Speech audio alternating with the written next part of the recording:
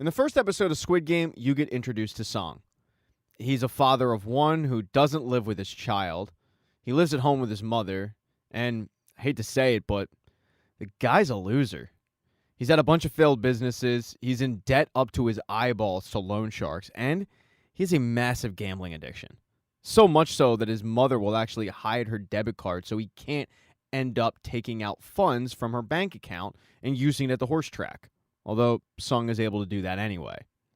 It's the day of his daughter's birthday, and he really needs a gift for her. So he decides not just to take the money and buy one. No. He's going to go to the racetrack, bet it, and hope that he wins big to buy her something that she really, really wants. Now, at first, it's rough, but then all of a sudden, he does end up hitting big. He ends up winning a whole bunch of money, and he is on cloud 9. The problem is his debtors end up coming for him. When Song exits the off-track betting facility, he is calling his daughter. He's saying, we're going to meet for dinner. You can get whatever you want. But then when he sees his creditors, he takes off running, trying to avoid them. He's so out of sorts, he ends up knocking into a girl and losing that money. So when his creditors eventually do end up catching up to him, he's got nothing to show for it, which comes as a big surprise. And they're out for blood. I mean, they're threatening to do real bodily harm to Song if he doesn't pay up. While he's holding back tears, begging for his life, telling these people that he will pay them back, he ends up getting a bit of a break.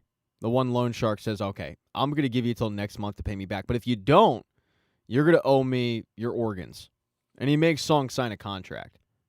Song, though, is so pathetic that he actually asked the loan sharks, as they're leaving, to borrow more money. Because he lost everything when he knocked into that girl. The loan sharks don't give it to him, so he has to go back to the off-track betting's window and ask the girl for the tip that he gave her when he won big. He ends up using that money to go to a claw machine and winning a prize that he can give his daughter. And even though his daughter is pretty young, she's probably 6 or 7, you can tell just by her face that even she knows her dad is a loser. Especially when she opens up the present and it's a gun. Now, that was something that Song did not expect to pull out of a claw machine. And in fairness, when he did pull the prize out, it wasn't a box, but it's something that's pretty tough to recover from. And Song tries to. He tries to make up a reason on why he got his daughter a gun until she pulls the trigger and turns out the gun is actually a lighter. All she really wants, though, is for her dad to stop smoking. So he pinky promises her that her present next year will be just that he will finally quit smoking cigarettes. Dad of the year. He goes and drops off his daughter, who's sleeping at this point, to her mom's place. Her mom has that look of, damn, why did I ever have sex with this dude? Which is a look that every woman I've ever been with has as well. But it's just, Song isn't a guy that you have a lot of faith in. He's someone that even when he does get an opportunity, he seems to screw it up. And a prime example of that is what comes next. As he's waiting to take the train home from his daughter's place, a man approaches him, very well dressed in a suit, and gives him an offer that's way too good to pass up. He wants to play a game called Dodgeball. Each player has one paper square. Player A puts his square on the ground, and player B takes his square and throws it as hard as he can at player A's square to try to flip it. If he flips it, he wins. The man in the suit offers Song $100,000 if he can win, and Song quickly takes him up on it, but Song loses. And Song can't exactly pay $100,000. So the man says, okay, well, I'll slap you. Every time you lose, I'll just slap you instead of taking your money. And they play for a while. Song's face is beat up. But finally Song wins. And he gets the $100,000, and he is thrilled. As Song is counting the money, the guy says to him, there are ways of making big money like this just for playing games for a few days. But Song tells him he's not interested because the deal seems way too fishy, way too good to be true. And that's when the guy stands up and basically reveals all of Song's information. He shows Song that he knows his last name. He knows that earlier that day he signed away his physical rights to a loan shark. He knows how old he is. He knows where he went to school. He knows that he was laid off and had a bunch of failed businesses. He knows that he's divorced. He also knows about his little girl. And at this point, Song's a little freaked out. He demands to know who the guy is, but the guy doesn't answer. He just pulls out a little card from his pocket which looks like it was designed by the PlayStation company because it has an X, a square, and a circle. But on the card is a phone number. And the guy gives it to Song and says, "We don't have many spots left." He then gets on the next train and leaves. And Song takes the card and takes the money and goes to grab dinner. He goes to a local woman that he knows very well. He grew up with her son, and her son has done really well for himself. Her son's name is Sung Woo, and he went to a really successful business school. He's a successful businessman. He is the pride of his mother's eye, unlike Sung. And you get the sense that Song knows it, and because of that, he's a bit jealous. He grabs the food, heads home to have dinner with his mom, and he's excited because he's going to give his mom all the money that he won in that game of Dachki. But she's not excited because she's really concerned about how he got all that money in the first place. His mother, though, changes the topic, asks how dinner went with his daughter, and asks, did anything come up? And Song says no. What would come up? And that's when his mother says, well, your daughter, her mother, and her mother's boyfriend are all moving to the States next year. Song's reaction is kind of weak, and his mother gets really pissed off at him because she wants her son to fight for custody of his daughter. But Song doesn't feel like he's financially able to do that. His mother, though, has already looked into the matter. She tells him all he needs to do is prove that he can financially take care of his child, and he can get her back, keep her in the country. Way easier said than done, though, for Song. That night, he starts looking at photos of his daughter and him together, and then he remembers that guy gave him the card. That guy talked about winning big money for just playing games, so he gives the number a call. The person on the other end gives him an address to go to, and Song gets picked up by a bunch of guys who look like they're wearing fencing cages. You can't see what they look like. And when Song gets in the car, he's immediately gassed. When he eventually wakes up, he's with 455 other people, very confused on where he is. They're all wearing the same thing, a green jumpsuit. The only difference is they all have different numbers on them. And what these people can't see is everything is being monitored by the workers, who are all wearing red jumpsuits with that fencing mask that you can't see. And all of it seems to be run by this guy with a black mask who calls himself the front man. To the contestants, though, they're just confused. Song himself ends up bonding with the first guy, number 1, who's an older man who's dealing with a brain tumor. A commotion, though, breaks out between two contestants, a guy and a girl. And the guy is beating the crap out of the girl because the girl is a thief. It just so happens, by the way, the girl is the same girl that Sung knocked into when he lost his money. The girl, who's number 67, and the guy, who's number 101, just have a bad past. And Sung, even though he was robbed from, feels like he needs to interject before things get really out of hand. Everybody, though, stops when 9 workers come out and address the crowd. They start off by welcoming the group and explain that if you win all 6 games, you're going to receive a handsome cash prize. Most of the crowd, though, is really reluctant to believe these people because they all were gassed, they had their stuff taken, and now they're being addressed by people who won't even show their face. One guy speaks up big time, saying how what these people did wasn't right, and that person just so happens to be Song Woo, the successful businessman. He wants to know why everybody should stay. And that's when the workers tell everybody who Song Woo really is. He's in debt up to his eyeballs. He's being chased after the police. Yeah, he might be a businessman, but he's a failed businessman. He's $1.2 billion in debt. And he's not the only one. Everybody in the room owes a lot of money to people they don't want to owe money to. They all need a way out. These games are it. Now, nobody's forcing anybody to play these games, but when you volunteer to participate, you're in the game for good. He gives the group a chance to speak up if they don't want to participate in the game, but nobody does because everybody needs the money. And then he makes them all line up and sign a contract. The contract has 3 clauses. The first one is a player is not allowed to voluntarily quit the game. The second clause is a player who refuses to play will be eliminated. And the third clause is the games may be terminated upon a majority vote. And everybody lines up to sign their rights away. They're then ushered through what looks like a dollhouse to get their picture taken. And their pictures are unknowingly to them being put on a board. After that, they're shuffled out to the game arena. And that's when the front man kicks back, pours himself a cocktail, and watches what's about to take place. Now, all of the contestants are pretty confused, and it's explained to them that they're just going to play a simple game of red light, green light. It's the old children's game. When it's green light, you move ahead. When it's red light, you have to stop in place. If you move, you're out of the game. There's a slight difference, though. In this game, you have 5 minutes to get across the line. Oh, and the big difference is, in this game, if you move and it's red light, you end up dying. And when the contestants realize that, it does not go well. A lot of them are killed off. The ones that survive are really just frozen in place. But one by one, they realize that the only way to survive is to get across that line. So whether they like it or not, even though they're all terrified, they have to do it. Song is barely able to get over the line. In fact, at one point, it's red light, and he's about to fall forward, but he's saved by a guy who grabs the back of his collar, holding him up. But in the end, Song, along with a bunch of others, do end up crossing the line and surviving to the next game. And when the game ends, the roof closes up because they're no longer in the city. They're on a remote island. In episode 2, all the employees take the bodies to a crematorium that is on location, so the bodies are disposed of right away. The remaining players, they're completely shook. As they're sitting there trying to process what the hell just happened, one of the workers comes in and he announces that there's only 201 players left in the game.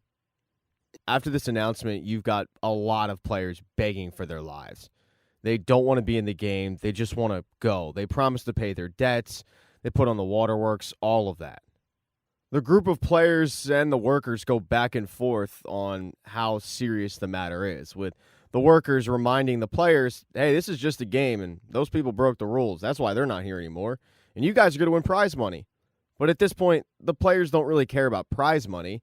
They care about staying alive. They just want to be let go. As the players continue to plead their cases, finally, the worker gets frustrated and just reminds them that in the second clause of the contract they signed, a player who refuses to play will be eliminated. And that's when Sang-woo reminds him that the third clause is the game can end if there's a majority vote. So they all agree, yeah, okay, we're going to vote. But before they do, the worker has one last trick in his pocket to try to keep everybody involved in the game. He shows them how much prize money they've won. Since there were 255 players eliminated, there's currently 25.5 billion won, or dollars, in the piggy bank. 100 million per player. And suddenly people start thinking, this game isn't that bad. The worker then opens it up to a vote. And it goes back and forth. But at the end, the people who want to eliminate the game end up winning out. And the people who want to play the game, well, they beg to stay in because they want that money. But that money is going to go to the victims' families. They're going to be compensated with the 25.5 billion. As the crowd is completely torn, the worker announces that they're not going to seal this door of opportunity just yet. He's going to give everybody one final chance. And if the majority wants to re-enter the game, then they'll be allowed to. He also makes some speech about how if they think that this is bad, it's not going to be any better when they return to their lives. And most of the players find that out the hard way. The players are gassed, they're tied up, and they're dropped off in random locations around the country. Each player is dropped off at a location with another player. Sang-woo is dropped off with the guy that actually saved Song's life. And he's in a bit of a predicament because where they dropped him off, he's nowhere near town, and he doesn't have a cell phone. So he has to follow Sang-woo to a convenience store so that he can charge his cell phone and he can use it. And when Sang-woo opens his phone, he's got a bunch of notifications from the police telling him that they need to talk to him. They're going to subpoena him, they're going to arrest him. And to the police, he was blowing them off, but in reality, he wasn't answering his phone because he was busy playing the game. Even though Sang-woo is obviously hard up for cash, he decides to help this guy out, lending him his cell phone and also giving him some money so he can get home. Once this guy does get home, he goes to his former employer looking for some cash that his former employer owes him, but his former employer doesn't really want to pay the money, even though he has it. It gets pretty ugly. The guy's hand gets stuck in a mechanism, and but anyway, the guy gets his money, and he returns home, and he gives it to his wife. As for Song Woo, he didn't really know what he was going to do, but he knew he had to lay low. He told his mom that he was out of town on business, which became pretty awkward when the police showed up at her work looking for him. And it's really unfortunate because what his mom doesn't know is that Seong Woo had put up her place as collateral. And it's only a matter of time before her restaurant and her home and all of it is taken from her. He actually discusses this with Song. Not really by choice, Song kind of ran into him. And Song just can't really imagine that what that guy said back at the game was true about Seong Woo owing all this money. But Seong Woo reluctantly admits, no, it's all true. Yeah, I put on this facade as a successful businessman, but I'm anything but. After talking with Seong Woo, Song ends up going to the police. And he tells them the whole story. They were kidnapped. They were forced to play this game. There was money involved. People were murdered. But it's such a crazy story that the police do not buy it. Song gets so frustrated that he gives them the card that he called to get into the game. But when they call it, it's nobody associated with the game. It's just a random woman. And the police think he's crazy, so they kick him out. Song can't figure out exactly how this is possible. When he calls the number, now it's disconnected, and he's really confused. But then he gets a phone call from the hospital. Turns out while he was gone, his mother had an issue. She got admitted to the hospital because she has horrible diabetes, and she's not been taking care of herself. The hospital wants to keep his mother there for treatment, but she starts stumbling out. When Song tries to stop her, she doesn't want to hear it because he's been gone for a few days, not keeping her in touch with what he's been up to. She feels like he doesn't care. She's not leaving, though, because she's hard-headed. She tells her son, I'm leaving because if I stay and they treat me, then who pays the rent? You used up all our money. We don't have any. I literally can't afford treatment. And Song knows that that is accurate. He wants to help his mother out, but there's only one place he can turn. It's his ex-wife's. And he doesn't want to go to her hat in hand, but he has to. He's got nowhere else to turn. And his ex-wife tells him, we don't have any money. We're not exactly flush with cash. This results in a little bit of an argument back and forth regarding the birth of their daughter and how Song missed it because one of his coworkers had to go to the hospital, but he ended up dying. The whole thing is messy, and it gets interrupted when his ex-wife's new husband walks through the door with not only Song's daughter, but also his son. It's a surprise to the husband to see the ex standing there. But Song realizes it's an uncomfortable situation, and he goes to leave. He made up a lie that he was there just to visit his daughter, but he's about to blow right past her, and then he remembers, oh yeah, I probably should say hi to her. Once Song does leave, the new husband asks his wife, what did he want? And his wife says he wanted money. So the guy goes and gives it to him. He chases him down in the parking lot and hands him the wad of cash that Song needs for his mother. And Song is really appreciative until the guy says, no, you don't understand. You don't have to pay me back. This is a one-time thing for you to go away. I want you to stop bothering my family. And Song gets really offended, to the point where he punches this guy in the face. He throws the wad of cash down at him, yelling at him, but then he looks up and he notices that his daughter has been watching this entire exchange. And he's extremely embarrassed. That night, depressed, Song decides to just drink alone outside. But a familiar face walks up. It's the old man. It's number one. He can't believe he's running into Song like this on the street, and the two start chit-chatting, drinking together. And that's when the old man reveals he's decided to go back in the game. Because as he tells Song, what they said in there is accurate. It's no better out here. And I've got this brain tumor anyway. I'm going to die, so I might as well try to win this money to pass it on to my family. But this old man isn't the only person that's thinking like that. In fact, a lot of them are. The thief has a brother to take care of. She also paid to get her parents smuggled out of a dangerous environment, and she got screwed out of that money. So she also needs money. The guy she was fighting with in the game, well, he's got creditors after him from a casino that are hunting him down, looking to recoup some organs. Yeah, a lot of people are going back to the game. And now it's got Song thinking about going back to the game. As he heads home to his apartment, he's a little surprised because there's somebody there waiting for him. And it's a police officer. When Song had made his plea to the police and no one believed him, this guy was walking in. And then he just kind of thought that Song was crazy too. But then he went to his brother's apartment because his brother had been missing. He was looking for clues as to what happened to him, and that's when he saw a very similar card, the same one that Song brought into the police station, and he got curious. So he went back, he got Song's information, and he tracked him down. And he starts begging Song to help him out. But all that Song will say is, I made that whole story up. And the cop doesn't believe him. But Song is not in the mood to help anybody out.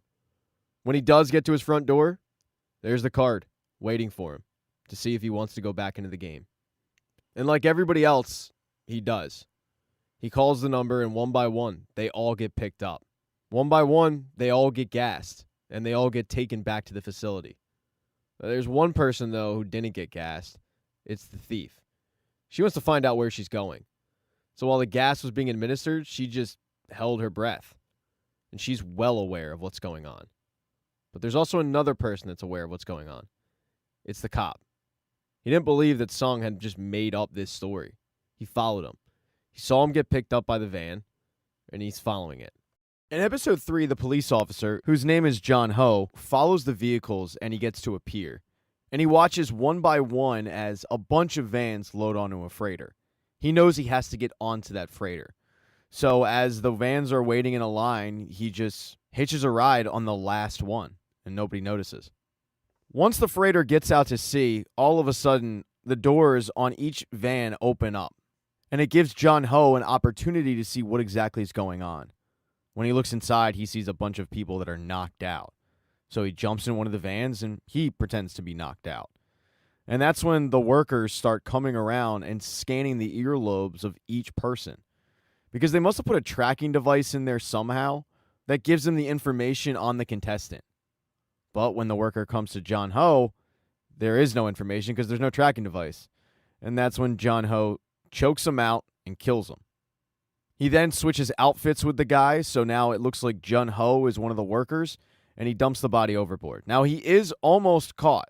A couple of the workers notice what he's doing, and they walk up to him and say, what the hell's going on here? But John Ho, acting quick on his feet, just says, I have seasickness. And they say, all right, well, get upstairs. We got work to do.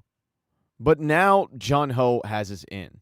As for the rest of the contestants, they're loaded up on the island, and they're stripped down, just like they were the first time.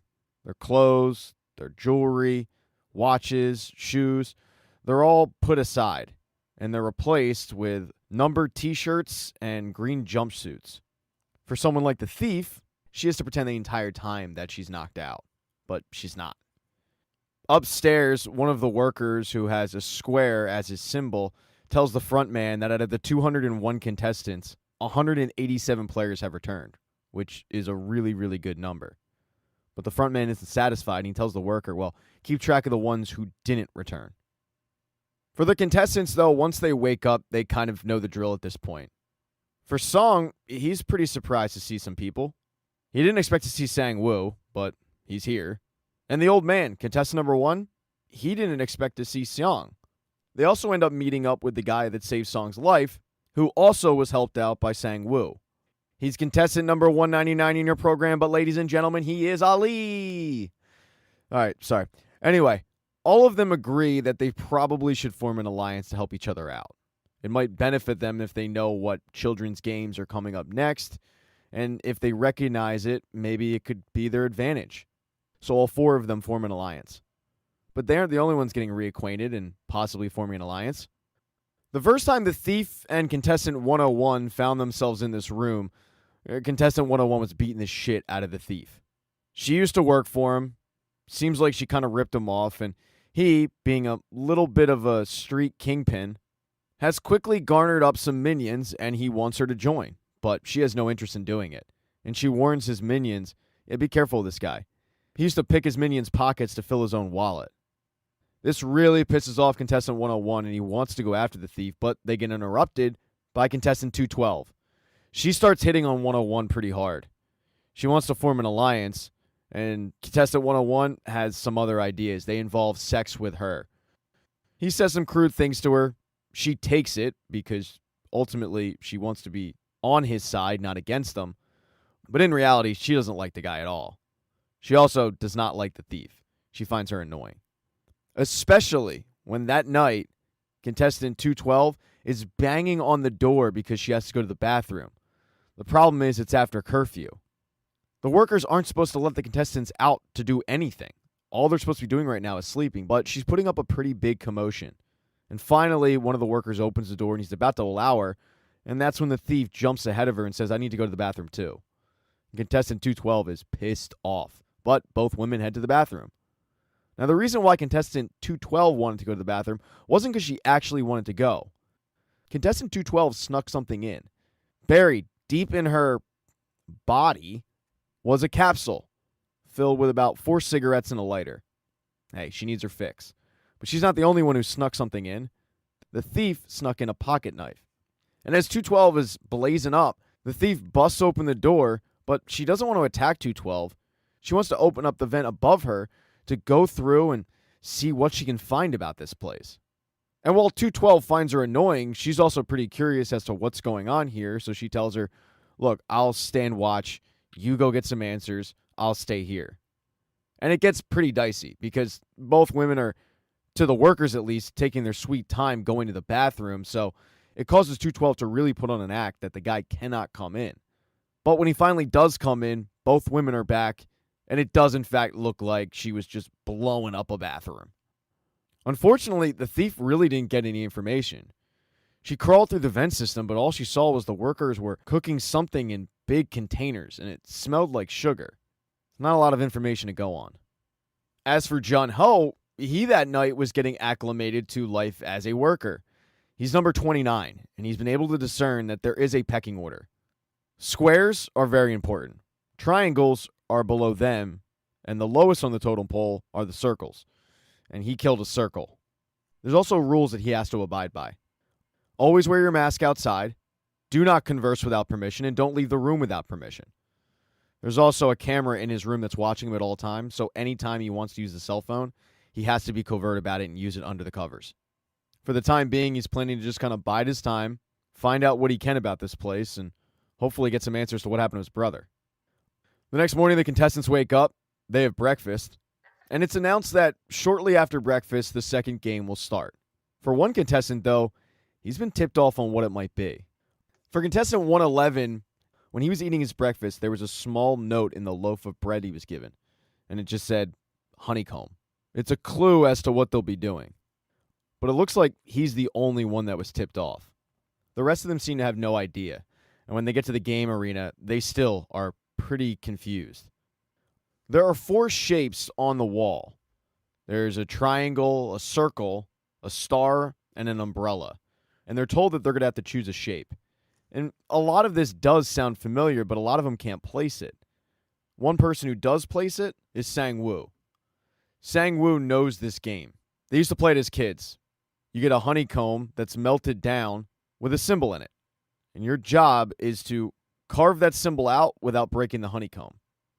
The easier symbol is probably going to be the triangle, but the worst symbol to get is the umbrella. Now, even though Sang-woo agreed to be in an alliance, he doesn't tell anybody about this. And he is conflicted. When they all agree to take different shapes, and Sung says, I'll take the umbrella, he is about to stop him, but he doesn't. He just allows him to go take the umbrella. Each contestant then gets in the line of the shape that they want. They're handed a container, and when they open it up, they see the honeycomb and a needle. And for a guy like Sung, he knows he's screwed. Each contestant's going to have 10 minutes to carve their symbol out of the honeycomb. If it breaks, they die. Doesn't take too long for that to happen. 3 minutes in, the first casualty occurs.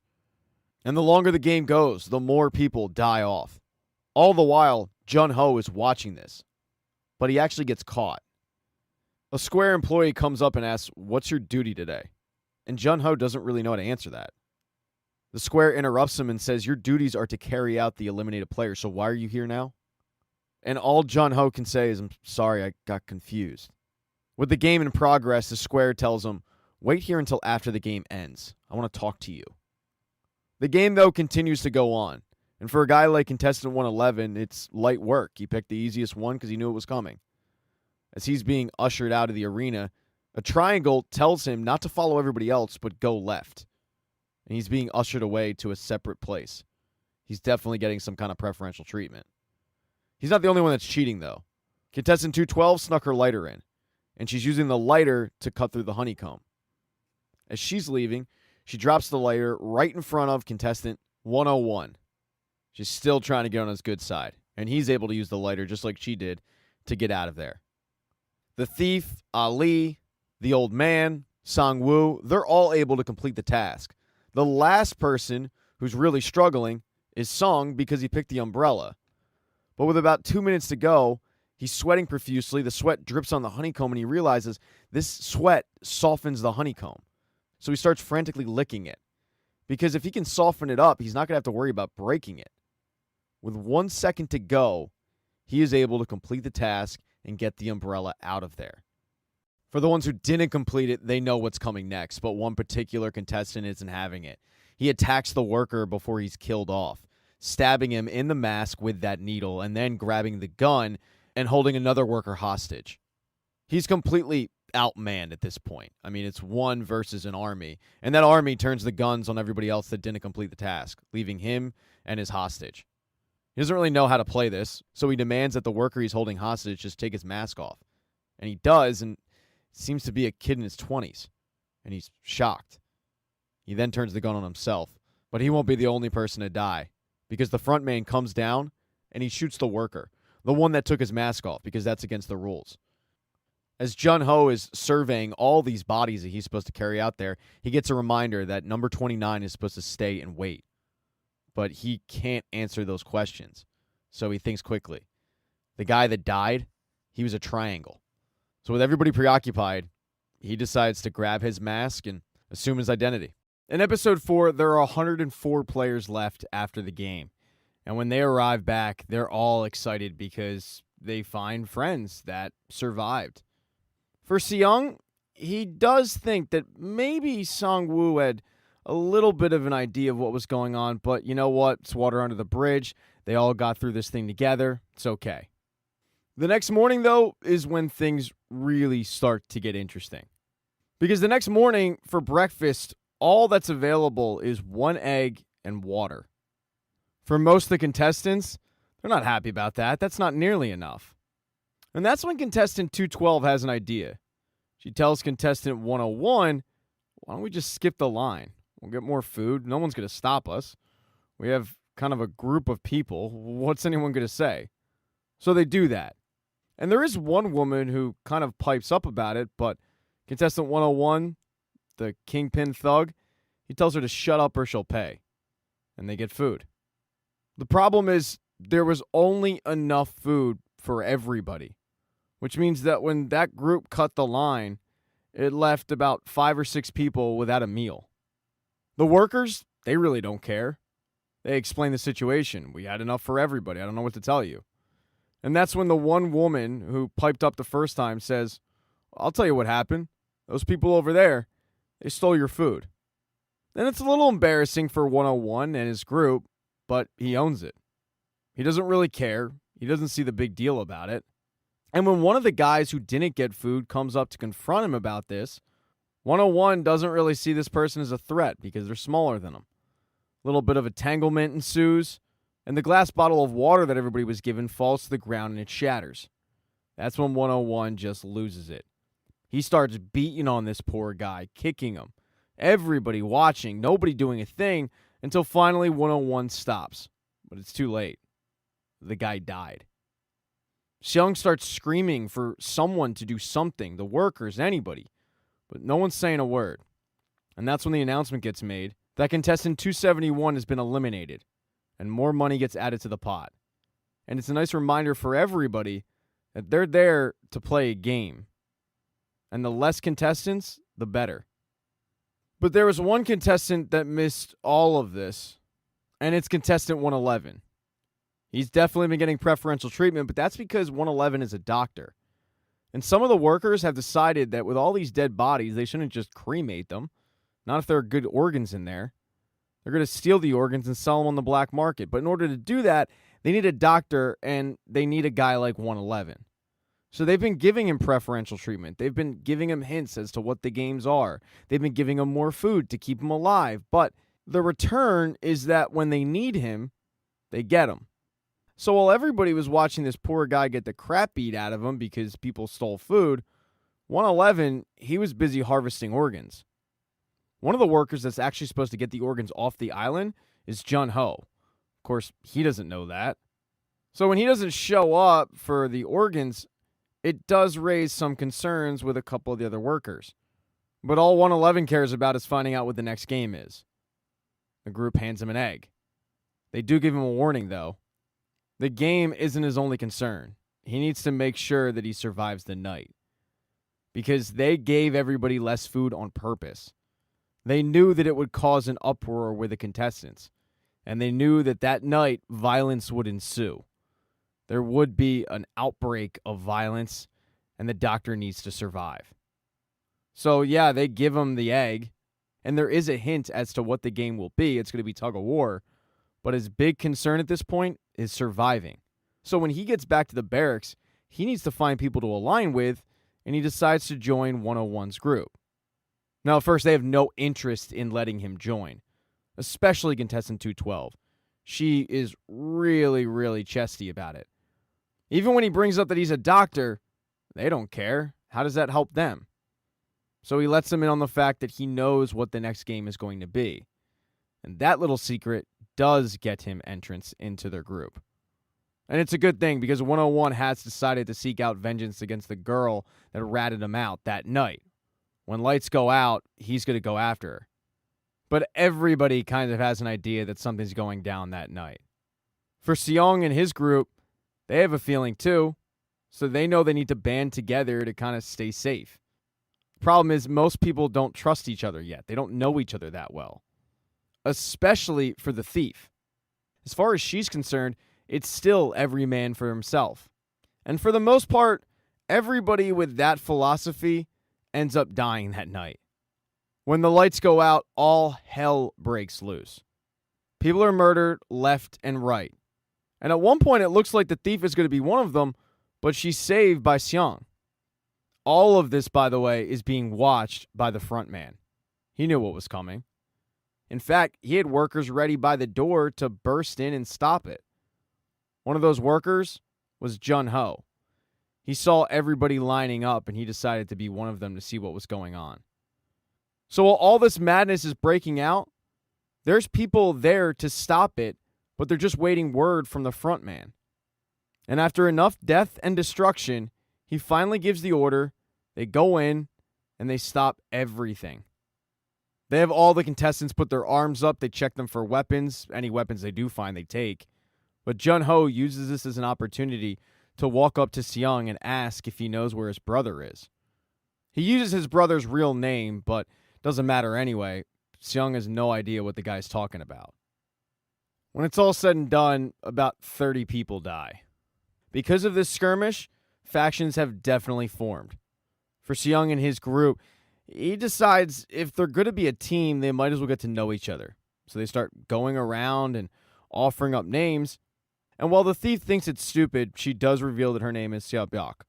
Unfortunately, the old man, he can't remember his name. The other group, across the barracks, 101's group, the people that started this, well, they're actually really relieved that they have a doctor on their side now because he stitches the wounded up. For contestant 212, she realizes that 101, while he's a jackass and a douchebag, he's a very powerful ally. So she decides to seduce him. She sleeps with him in the bathroom, and she makes him promise that it'll be them in the end. They're going to work as a team. That's not going to last long, though. The next morning, everybody gets word that the next game will start soon, and they have to break out into groups of 10. For contestant 101, thanks to the doctor's tip, he knows that they're going to need a bunch of men. A woman like 212, she's not going to help him in this game. So he gives word to one of his cronies, go find the strongest guys here. Get them on our team. For Seong and his group, they start to strategize. They don't know what the game is, but Song-woo says, we already have a girl and an older guy. I'm thinking we need more men. It's sexist and ageist, but as he points out, it's our lives we're betting on. So he sends everybody out to go find one person and bring them back. Sabiak, she doesn't listen. She brings back another girl named Ji Young. Everybody else, though, does their part. They bring back somebody except the old man. He couldn't find anybody. which means they only have 9. And that's when their 10th teammate shows up. It's contestant 212. She couldn't believe that right after sleeping with her and promising her that they would work together to get to the end, 101 just kicked her to the curb, but such is life in the Squid Game. With nowhere else to turn, Seung's group was it. And it's not like they want to play with her. Nobody likes 212. She's arrogant for literally no reason. She's pretty much useless, but they only have 9 and time's up. So they don't have a choice. All the teams head into the game area, and that's when they find out that the game is going to be tug of war. For Seung, and especially Sang-woo, they feel like their team's screwed. They've got 3 girls and a guy that's pushing 90. Tug of war is probably not their game. The first game is matched up, and it is 101's group, and they easily win and they move on. The next group is Seung's. But little do they know that that old man is a ringer when it comes to tug of war. He knows all the tricks. As they head up the elevator to actually play it, he lets them know that he used to play this as a kid, and he was able to formulate this great strategy that would beat stronger teams. For instance, you don't all line up on the same side. One on the left, one on the right, one on the left, one on the right. You also all have to be facing forward. You need your weaker players in the middle, your stronger players in the back, somebody up front to set the pace. But the most important thing is when the game starts, everybody arch their back. Look up to the ceiling. Wait the other team out. They'll get frustrated, and that's when you make your move. For Seung and his team, they start to do this, and it starts to work. In episode 5, Seung's group somehow manages to win tug of war. It gets pretty dicey there, but in the end, they live. When they return to the barracks, 111's group is shocked to see them. They thought for sure that that group was going to die. Honestly, who could blame them? When contestant 212 sees contestant 101, she gives him a little bit of a smirk. Like, yeah, bitch, I made it. When the game wraps up, there are only 40 contestants left. Seung's group is hanging out in the barracks, chatting about the game, the strategy, how crazy it worked. But 212 is annoying the crap out of them. She's pulling the same stuff that she did in 101's group. She's trying to say that other players in the group are weak, they need to get rid of them. And she just got there. Gets to the point where finally Sang-woo reminds them that she got kicked out of her last group. They ended up with all male players, which he finds really suspicious. He thinks it's amazing how they were all supposed to break up into teams, and they just happen to know what group would work best for that game. You can tell it's something that she hadn't even thought about. Maybe 101 knew what was going on this entire time. The announcement then gets made that there's going to be lights out in 30 minutes, and planning starts to take place. They don't trust 101's group to not do another attack, so they know they need to formulate some kind of plan, and they decide to take a bunch of the bunks and form kind of a barricade. 101 comes over at one point to kind of mock them, and Seung points out maybe he shouldn't be mocking them at all. Maybe he should be doing the same thing, because he's the top dog. It's only a matter of time before somebody comes for the crown. This does get 101 thinking quite a bit. He was planning an attack, but now he feels like maybe he should just watch his back. So when he gets back to his group, he tells them they're going to take the night off. They need to rest up. A little while later, lights out takes place, but now it's time for the doctor to earn his keep. It's time for 29 to make good on missing out the last time they were supposed to deliver the organs. The guy that he usually works with, or the guy that the old 29 usually works with, comes up to him and says, dude, where were you? Look, I covered for you, but I can't do that again. The only reason the guy didn't rat him out is because the old 29 saved the guy's life. Jun-ho just lucked out, really. When he gets into the room, he's pretty shocked. He wasn't expecting to see a guy cutting open a body. The Triangle, who's in charge, wants 29 to be punished for flaking the last time they were supposed to deliver organs. But Jun-ho's partner sticks up for him, saying, if you don't like this, do it yourself. Delivering organs ain't easy, Chief. They then start really getting on the doctor to hurry it up, which is ludicrous because he's sleep deprived, he's hungry, and getting organs out of a body isn't all that easy. But these workers are dealing with a time constraint, so they're trying to prod him along. They continue to push the doctor continues to work. Over in the barracks, each group has somebody watching to make sure that they're not attacked. Ali and Sang-woo take the first watch, and it's pretty obvious that Ali really respects Sang-woo and kind of looks up to him in a way. He keeps calling him sir. He saved him some food. And Sang-woo, while he appreciates it, is a little weirded out by it and doesn't want to get that attached. Eventually, their shift ends, and Sang-woo wakes up Seung. Seung is standing there, just staring off into the abyss, when he starts to see visions. Visions of an attack that went down at his old job. There was a strike that took place. The company wanted to break that strike, and boy, did they ever. A lot of people died. Seung wasn't one of the people on the picket lines. He couldn't afford to get fired, but he ended up getting fired anyway. It was a dark time in Seung's life. He shares this with the old man, who remembers the story, because it was a big story. The story stops, though, when the old man kind of grabs his head. He's clearly in pain. When Seung feels it, the old man is burning up. Seung gets really, really concerned for this guy. He shares his concern with the team, and some people do want to help out. Surprisingly, one of them is the thief, Sub-yak. They start to nurse the guy back to health, but then they have to take watch again. Down in the basement, the doctor continues to try to get these organs out as quickly as possible, under duress. While they're waiting, a couple of the workers talk about how they get these organs. There was one guy a while back who ended up waking up. He was like a zombie. When Jun-ho hears this, even though there's not a lot of details, he is convinced that the zombie must have been his brother. The reason why he thinks this is because they mentioned the zombie only had one kidney. And his brother had donated a kidney to Jun-ho. So he's convinced that he's looking at his brother's murderers. But he's still able to keep his cool. As Jun-ho asks a couple of questions about this zombie, the group gets a little suspicious because 29 was there. Jun-ho thinks he's going to have to pull a gun and shoot everybody there, but luckily, the doctor snaps. He tells everybody that he can't work with everybody yapping around him, so everyone needs to shut up. Finally, in the wee hours of the morning, all the organs are harvested, and 29, along with his partner, head off with the shipment. As for the doctor, he wants his reward. He wants to find out what the game is. But the workers tell him, yeah, we don't know. We haven't been told yet. And the doctor loses it. He is pissed off. He demands that some worker go find out what this game is because he's not going to die having just harvested a couple of bodies for these people.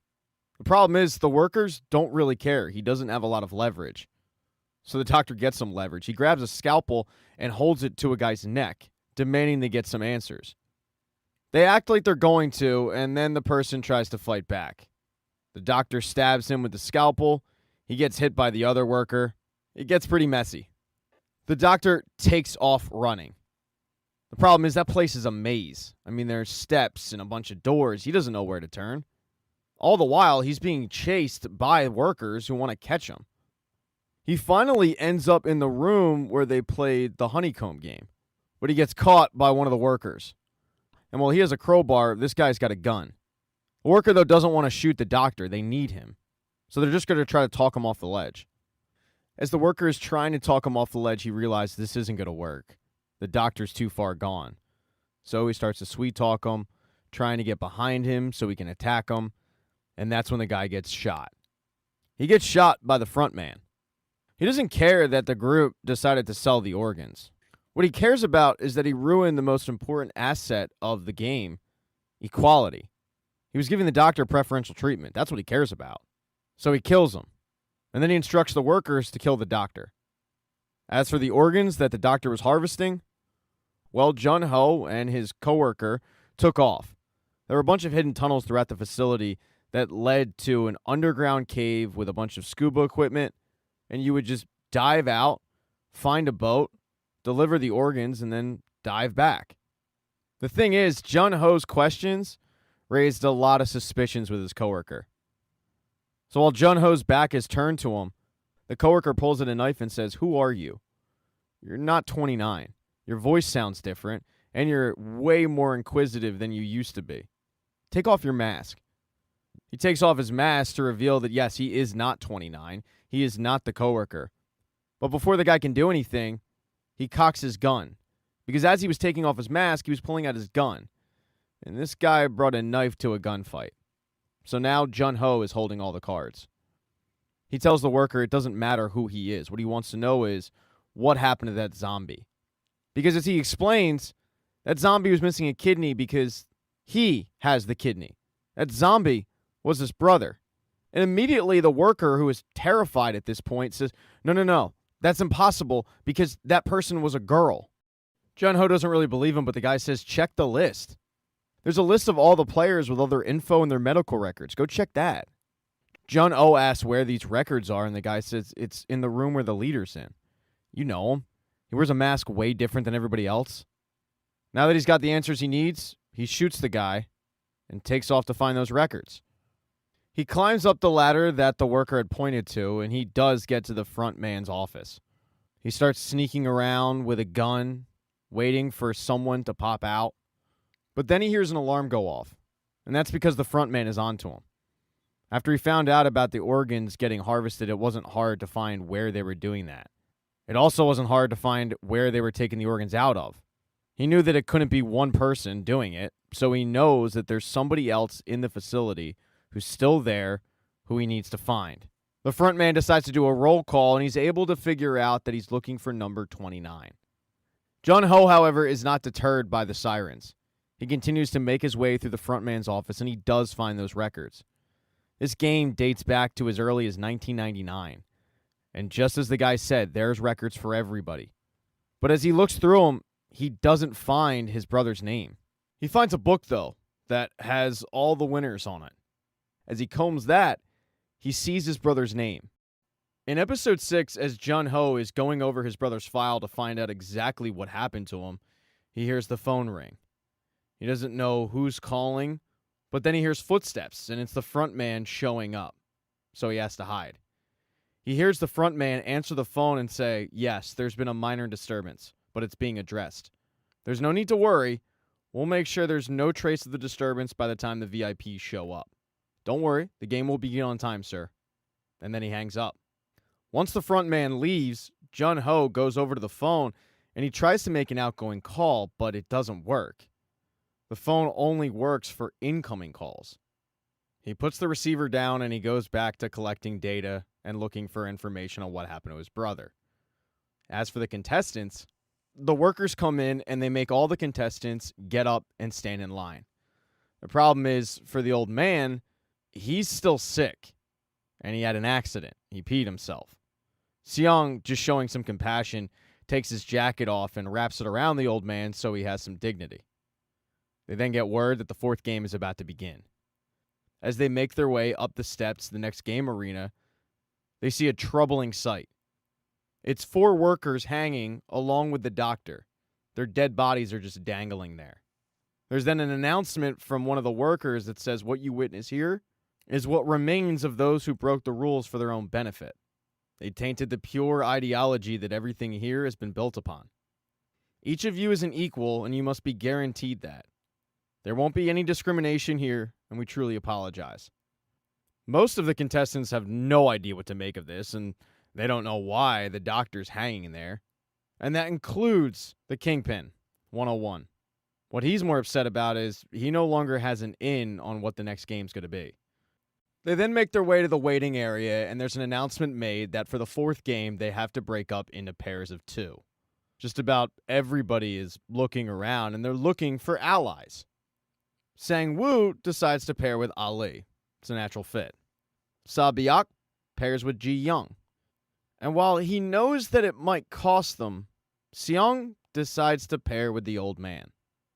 He knows deep down the old man is going to have problems finding a partner, so he wants to kind of look after him. No one, though, wants to pair up with contestant 212.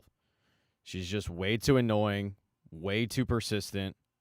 Literally nobody wants to deal with her. And as the groups make their way into the game arena, she's trying frantically to convince anybody to drop their partner for her. But nobody's listening. One by one, they just walk right by her in her desperate attempts to get a partner. She's pretty terrified. She thinks that she's going to get killed off, but in reality, it's the best thing to happen for her. With the odd number, she didn't have a partner, so she survives on to the next round. She's not forced to play. The workers just escort her back to the barracks, and she just waits to find out who made it, who didn't. As for everybody else, they make their way into the game arena, and it looks like an old neighborhood. In fact, the old man makes mention that it looks like the neighborhood he grew up in. Each pair, though, is teamed up with one of the workers. The workers hand each person a bag full of 10 marbles. The game is to get the 10 marbles from your partner. If you're able to get the 10 marbles, you win, your partner dies. Everybody has 30 minutes. Everybody played this wrong. They thought that they were going to be working as a team when in reality they're working against each other. And for a lot of teams, they don't like this at all. For a guy like Ali, who looks up to Sang-woo, he doesn't like the idea of one of them dying. For Seong, he doesn't like the idea of killing off the old man. And while Seo Byuk and Ji Young don't really know each other, they don't want to kill each other. But everybody's got 30 minutes, and nobody wants to die. So one way or the other, you got to find a way to get your partner to give you the 10 marbles. Now, one rule of this is you can't use physical violence. So for the Kingpin, he's not going to be able to just beat the crap out of his partner. Most teams decide to play odds and evens.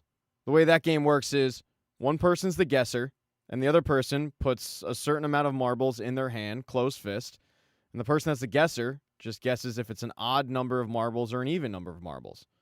If they get it right, they get the amount of marbles that's in the hand. And if they get it wrong, they have to give the amount of marbles that they themselves have in their hand. Ji Young and Seo Byuk, they decide to do something completely different. They decide to do a one-chance, winner-take-all game. They're not going to string this thing out, and they're going to wait till the last moment to play the game. They're going to spend the 30 minutes just trying to get to know each other. Now, the old man doesn't really seem to understand what's at stake. Seong doesn't know if it's dementia or the fever, but the old man just starts walking around the arena looking for where he grew up. Seong literally has to grab him and say, "We need to play this game." And finally, the old man agrees. Okay, we'll play. We'll do odds and evens. The problem is, Seong is getting worked in this game. I mean, it's bad. It gets to the point where Seong has one marble left, and the old man wins. But the old man asks Seong, "Wait, did I guess odds or evens?" And Seong lies and says, "Oh, you said the other one. You said odds." So the old man allows the game to continue. Seong lies his way to a victory, or so he thinks. He walks up to the worker to show him he's got 10 marbles, but that's when the old man says, "Oh, wait, I found one." And the problem is they're running out of time. And the old man doesn't really have a lot of interest in playing. He starts to do what he did at the beginning. He starts to walk around looking for the location of where he grew up. And he does find it. All the while, Seong is trying to convince him to continue to play so we can finish this thing. Seong is begging the old man to snap out of it, and finally the old man says, "Okay, why don't we do one more, but it's winner take all." Seong doesn't want to do that. I mean, he's basically won this thing. And even if he loses, he'll just convince the old man that he won. Seong screams at him, "That doesn't make sense at all." And the old man says, "Well, that's what you did. I mean, does tricking your old friend, does that make sense to you?" Because this whole time, the old man knew he was getting played. And Seong feels ashamed. Seong starts to cry. He doesn't quite know what to say. And the old man grabs his hand, puts the remaining marble in it, and closes it. And says, "Take it. It's yours anyway. We're gambu, aren't we?" And gambu means we're best friends in Korean. It's something they had said right before the rules of the game had been made. That they were best friends. The old man gives him a hug and thanks him for making this a great experience. But Seong is crying at this point because he doesn't want to see his gambu die. But he's going to. As Seong walks away, he can't look as the old man gets shot. Now, Seo Byuk didn't really expect to get a connection with Ji Young. But the more they talked, the more she did end up liking her. And when it came time to play that game, Ji Young threw it. She let Seo Byuk win. Seo Byuk told a story about how she has a little brother and her parents are still in North Korea. And Ji Young realized that Sabiak had something to play for. And Ji Young didn't. This didn't exactly make Sabiak happy. She actually got really pissed off. She demanded that Ji Young actually play the game, but Ji Young refused. She was completely okay with losing to Sabiak. As Sabiak walks away, Ji Young says, "Thank you for playing with me." And then she gets shot. The Kingpin, he was losing his game, so he decided to change it up, and he ended up winning. But the worst, by far, was Sang-woo. He did some scumbag behavior. He was losing to Ali. Losing badly. So he decided to trick Ali. With one remaining marble left, he convinced Ali that what they would do is actually work as a team, just like they thought they were going to initially. They were going to find another group of two, and they were going to go 20 marbles against 20 marbles. Sang-woo was able to get Ali to give him his marbles, to hide them. But while Ali wasn't looking, Sang-woo took all the marbles and replaced them with rocks and gave them back to Ali. So Ali is aimlessly walking around looking for people to play with as Sang-woo casually walked up to one of the workers and showed him that he got 20 marbles. The last thing that goes through Ali's head before he dies is the fact that he got betrayed by someone he thought he was friends with. In episode 7, as the survivors make their way back to the barracks, they're pretty surprised because 212 is standing there, smiling from ear to ear with a shit-eating grin on her face.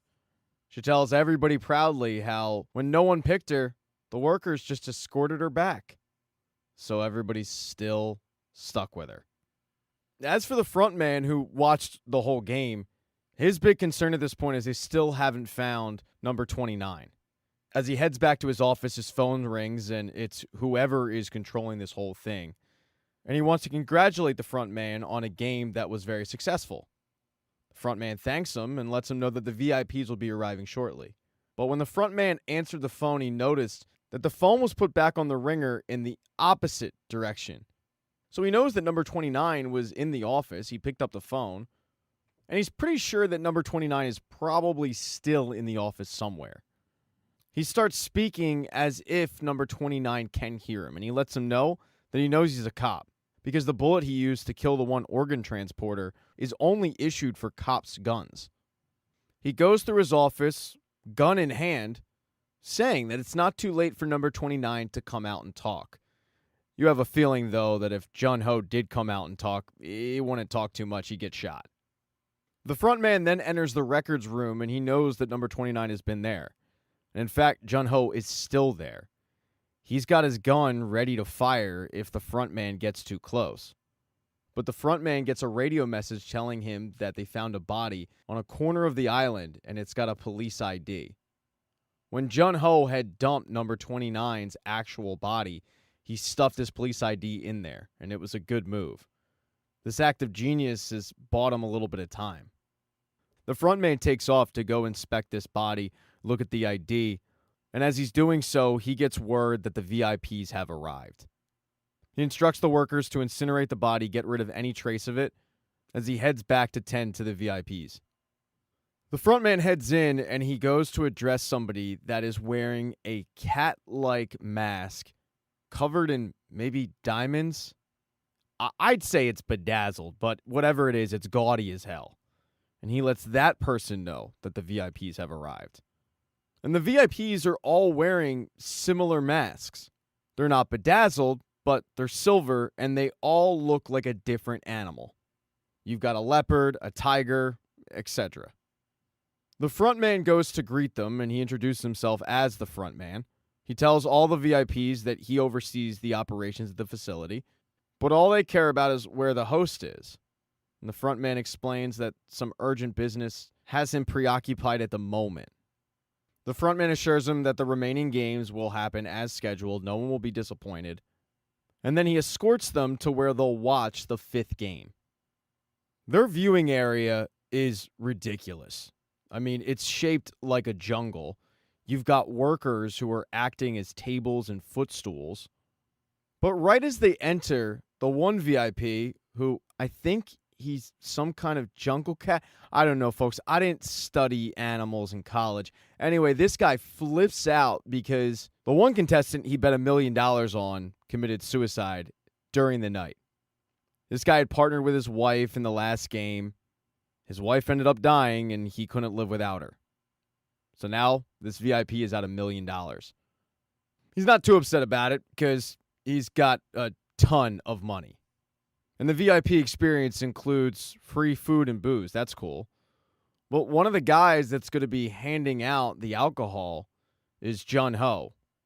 He had intercepted one of the servers, knocked him out, tied him up, and took his outfit.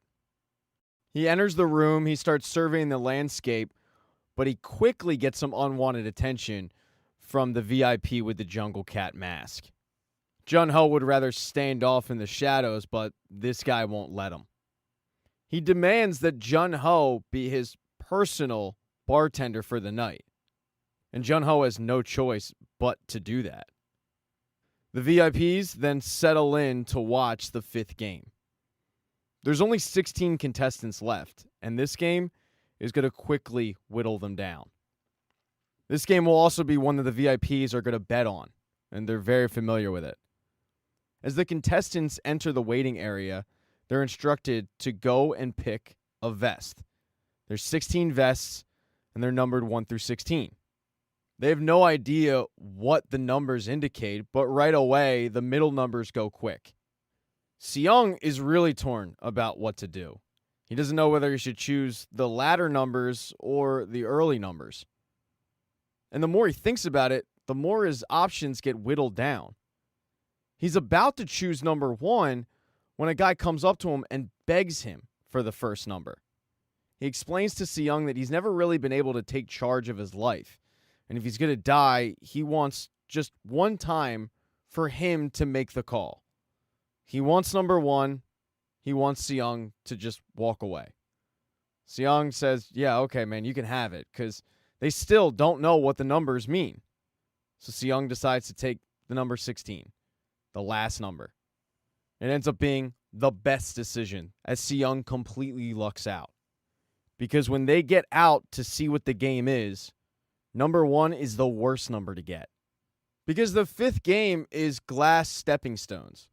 There's 2 panes of glass that the contestant needs to step on. One will hold their weight. It'll actually hold 2 people's weight. But the other one, you're falling to your death. So the first guy to go, he's likely to die. The odds of him making it all the way to the end are slim to none. He's basically going to be a sacrificial lamb. The last person to go has the best odds, because at this point, a lot of people have sacrificed their lives, so you know which pane of glass to step on. For the VIPs, they had to make their bets before the contestants took their vests. So now it's a matter of just waiting to see who ends up winning some money and who doesn't. The game is going to take 16 minutes. The first guy is kind of forced to go, and the first pane of glass he steps on holds his weight, but the second one, guy dies. The second guy, it's much of the same. And the people in the back, they're getting anxious because the clock is ticking down and they need to get to the end before the clock reaches 0. So somebody at the front who's taking their sweet time deciding which pane of glass to step on is not ideal. As the contestants, though, make their way through the course, the Jungle Cat VIP is getting way too acquainted with Jun Ho. He tells Jun Ho to take off his mask, but Jun Ho refuses to. He knows that if he takes off his mask, the front man, who is over in the corner watching all of this, is going to come over and kill him.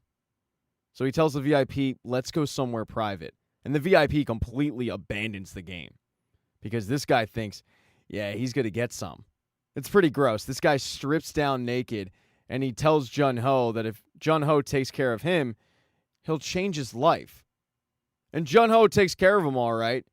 While on his knees, he grabs this guy's balls and brings him to the ground. He then puts the gun to his head and records the VIP telling the camera everything he knows about what is going on in the Squid Game. When Jun Ho gets what he wants, he knocks the VIP out and he tries to escape, grabbing one of the dive packs.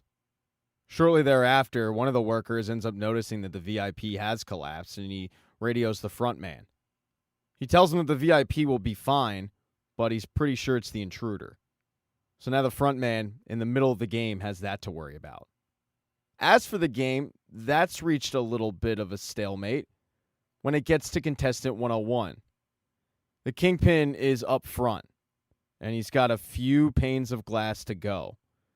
He certainly doesn't want to risk his life, so he tells the group, somebody better get up here and start walking, or else we're all dying. He's completely ready to play chicken with everybody, and he's got a lot of people behind him. This is when contestant 212 finally gets her revenge.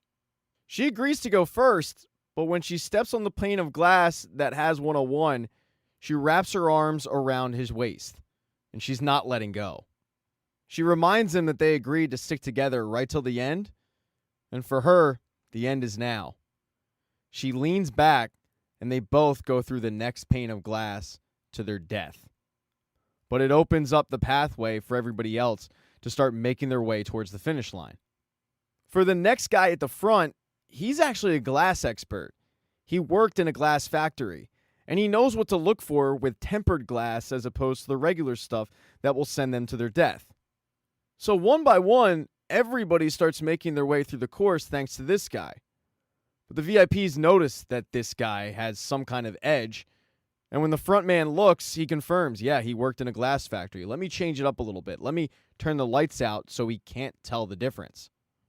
When this happens, the only indication the guy has is to hear the glass. He needs something to throw at the glass so he can hear the ping. Luckily, Seung still has the marble. When the guy throws it on the one pane of glass, he hears it. The problem is he needs something else to throw on the other pane of glass so he can tell which one is tempered and which one isn't. And time is quickly running out. Sang-woo, he's not ready to wait for this guy to figure out which one's tempered and which one isn't. He shocks everybody by pushing this guy to a pane of glass which breaks and sends the guy to his death. He kind of had to, though. There's only like 12 seconds left. And everybody's surprised, but when they look up and see 12 seconds, they know that they have to get through the course as quickly as possible. And that was the last pane of glass, so at this point, it's just taking a few steps. Sang-woo, Seung, and Sabyak all make it to the end, just in the nick of time. And when the clock hits 0, all the panes of glass explode, sending shards of glass their way. Now with the game over, the frontman is able to focus on Jun-ho, who was unaware that when he stole that dive pack, the dive pack had a tracking device. So the frontman knows exactly where he's going and where he can find Jun-ho. In episode 8, Jun-ho was able to take that dive pack to a close island. As soon as he gets off, he pulls out his cell phone, which he kept in a waterproof bag. He's trying to reach a signal so he can call the police station and get people to this location to shut this game down. He's having problem reaching a signal on the shore, so he heads up to the mountaintop. But as he's going up, he notices that the front man, along with a bunch of triangles, have arrived. So time is of the essence. He hides off. He is able to make an outgoing call to the chief of police, and he lets him know what's going on. Chief's a little concerned because Jun-ho has been missing for a couple days, but Jun-ho says, no, Chief, you got to get people to my location immediately. Coast Guard, cops, Air Force, Navy, Army, whatever, just get them here right away. I'm southwest of the mainland. You got to locate my signal. The police chief is really confused on what's going on, so Jun-ho says, I'll send over everything I've got. And he starts to try to text over the files that he accumulated during research. The pictures, the videos, everything that would explain what kind of situation he's currently in. The problem is the signal sucks. So every time he tries to send over a file, it's not working.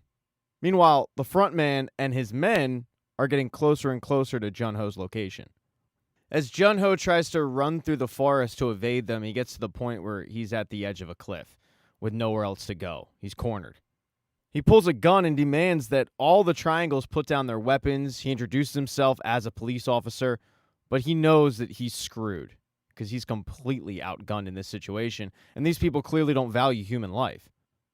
When the frontman shows up, Jun-ho tells him that the police are on their way, but the frontman doesn't believe it.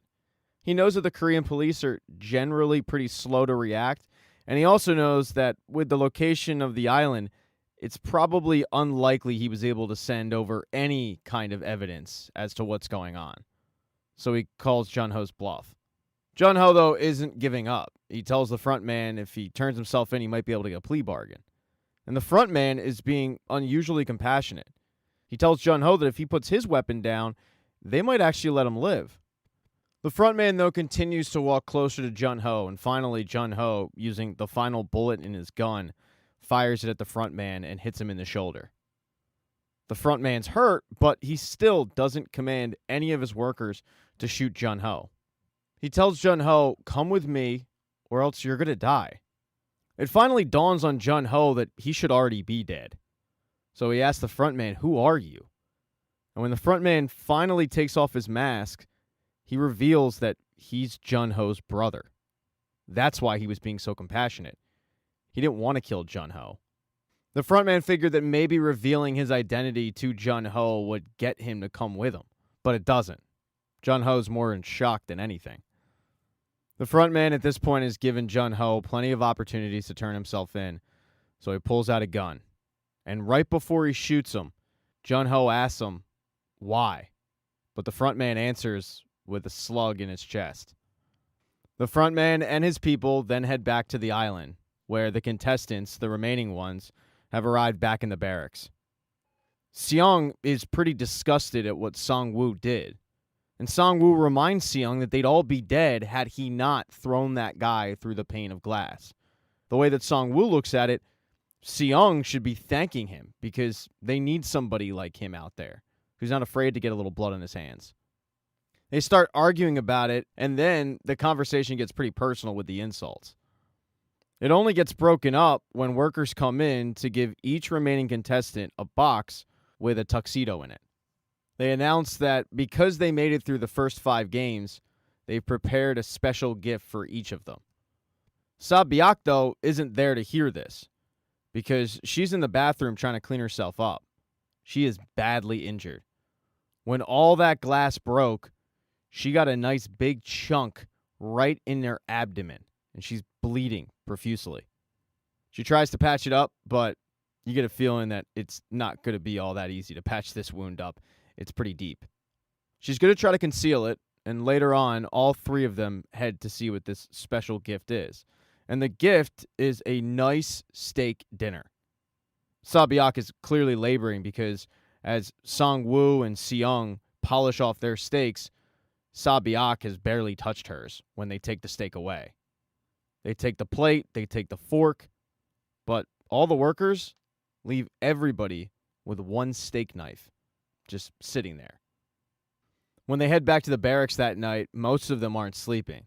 They're just sitting in their bed, clutching that knife, waiting for a possible attack. Really, though, it's just waiting for an attack from one person. It's Seong and Sa-byeok waiting to see if they're attacked by Song-woo, who at this point doesn't give a rat's ass about anybody but advancing in the game. So he's the threat. Seong has noticed that Sa-byeok is not holding up too well, so he wants to go over and kind of form an alliance with her. He knows that together they should be able to take out Song-woo. And while he can't hear the conversation, Song-woo can clearly see that the two are talking, and he knows the conversation is not to his benefit. And they are talking about taking him out and sharing the prize money. And Sa-byeok asks, "Do you know what you're going to do with all that money once we do get out?" And Seong says, "Yeah, I'll pay my debt off, I'll buy a nice store for my mom, and then I'll finally start to be a real dad to my little girl." Sa-byeok asks Seong, "How old's your little girl?" And when Seong says she's 10, Sa-byeok shocks him by saying that's how old my little brother is. And she tells Seong the story about how she's trying to win the money to get her parents over from North Korea while her little brother sits in an orphanage currently because she can't afford to get him out. An agreement is met in that moment, but the agreement is if one of them makes it out and the other doesn't, then the one that made it out will take care of the loved ones. It was proposed by Sa-byeok, who knows that her likelihood of making it out is slim to none at this point because she's continued to bleed out. She wants to make sure that if she dies, her little brother will be taken care of. And Seong agrees. Shortly after agreeing, Seong looks over and sees that Sang-woo is fallen asleep. He's about to creep over there and kill him, but Sabiak stops him and says, "That isn't you." And Seong knows that she's right. That's when Sabiak collapses over. The blood loss has gotten too much. And when Seong sees just how much blood she's lost, he tries to get help for her, screaming, causing a scene, trying to get the workers to come in and patch her up so she can finish the game. Finally, the lights do come on, and workers come in, but they're not here to help Sabiak because they're holding a casket. And when Seong turns around, he sees that Sang-woo is standing over Sabiak's body. Sang-woo killed her. Seong is enraged. He goes to attack Sang-woo, but the workers stop him. Because with only 2 people remaining, they still need to finish this game. In episode 9, it is now time for the final game. And Seong wants vengeance for everything that Sang-woo did. Up until this point, he had made excuses for the guy. He grew up with him, but killing Sabiak was the final straw. The final game is going to be Squid Game. And I'm not going to bore you with the details of the game because honestly, it doesn't even matter. It's a children's game, and all the VIPs are watching it. The front man has arrived. He explains the rules of the game to the VIPs who have bet on it. But shortly after the game starts, it begins to rain. The rain causes a very slippery court. And while normally this is a physical game, because of the bad blood between these two, it becomes even more physical. Seong, who is an offensive player and probably could easily win the game if he wanted to, abandons the rules to the game just to take it to Sang-woo. I mean, he really wants to make this dude pay for killing Sabiak. With the conditions being the way they are, though, both men get badly injured. But when push comes to shove, Seong is too much for Sang-woo. And Seong lets all that bottled up rage inside of him, he lets it out. He beats Sang-woo to a pulp. He could kill him. He could stab him and be done with this thing, win the prize money. But instead, he stabs the ground and he starts to walk towards the finish line. At this point, the VIPs have accepted the fact that number 456 is going to win. But then Seong does something incredible. He stops. He walks up to the worker and reminds him that Clause 3 says if the majority agree to stop the game, then they have to stop the game.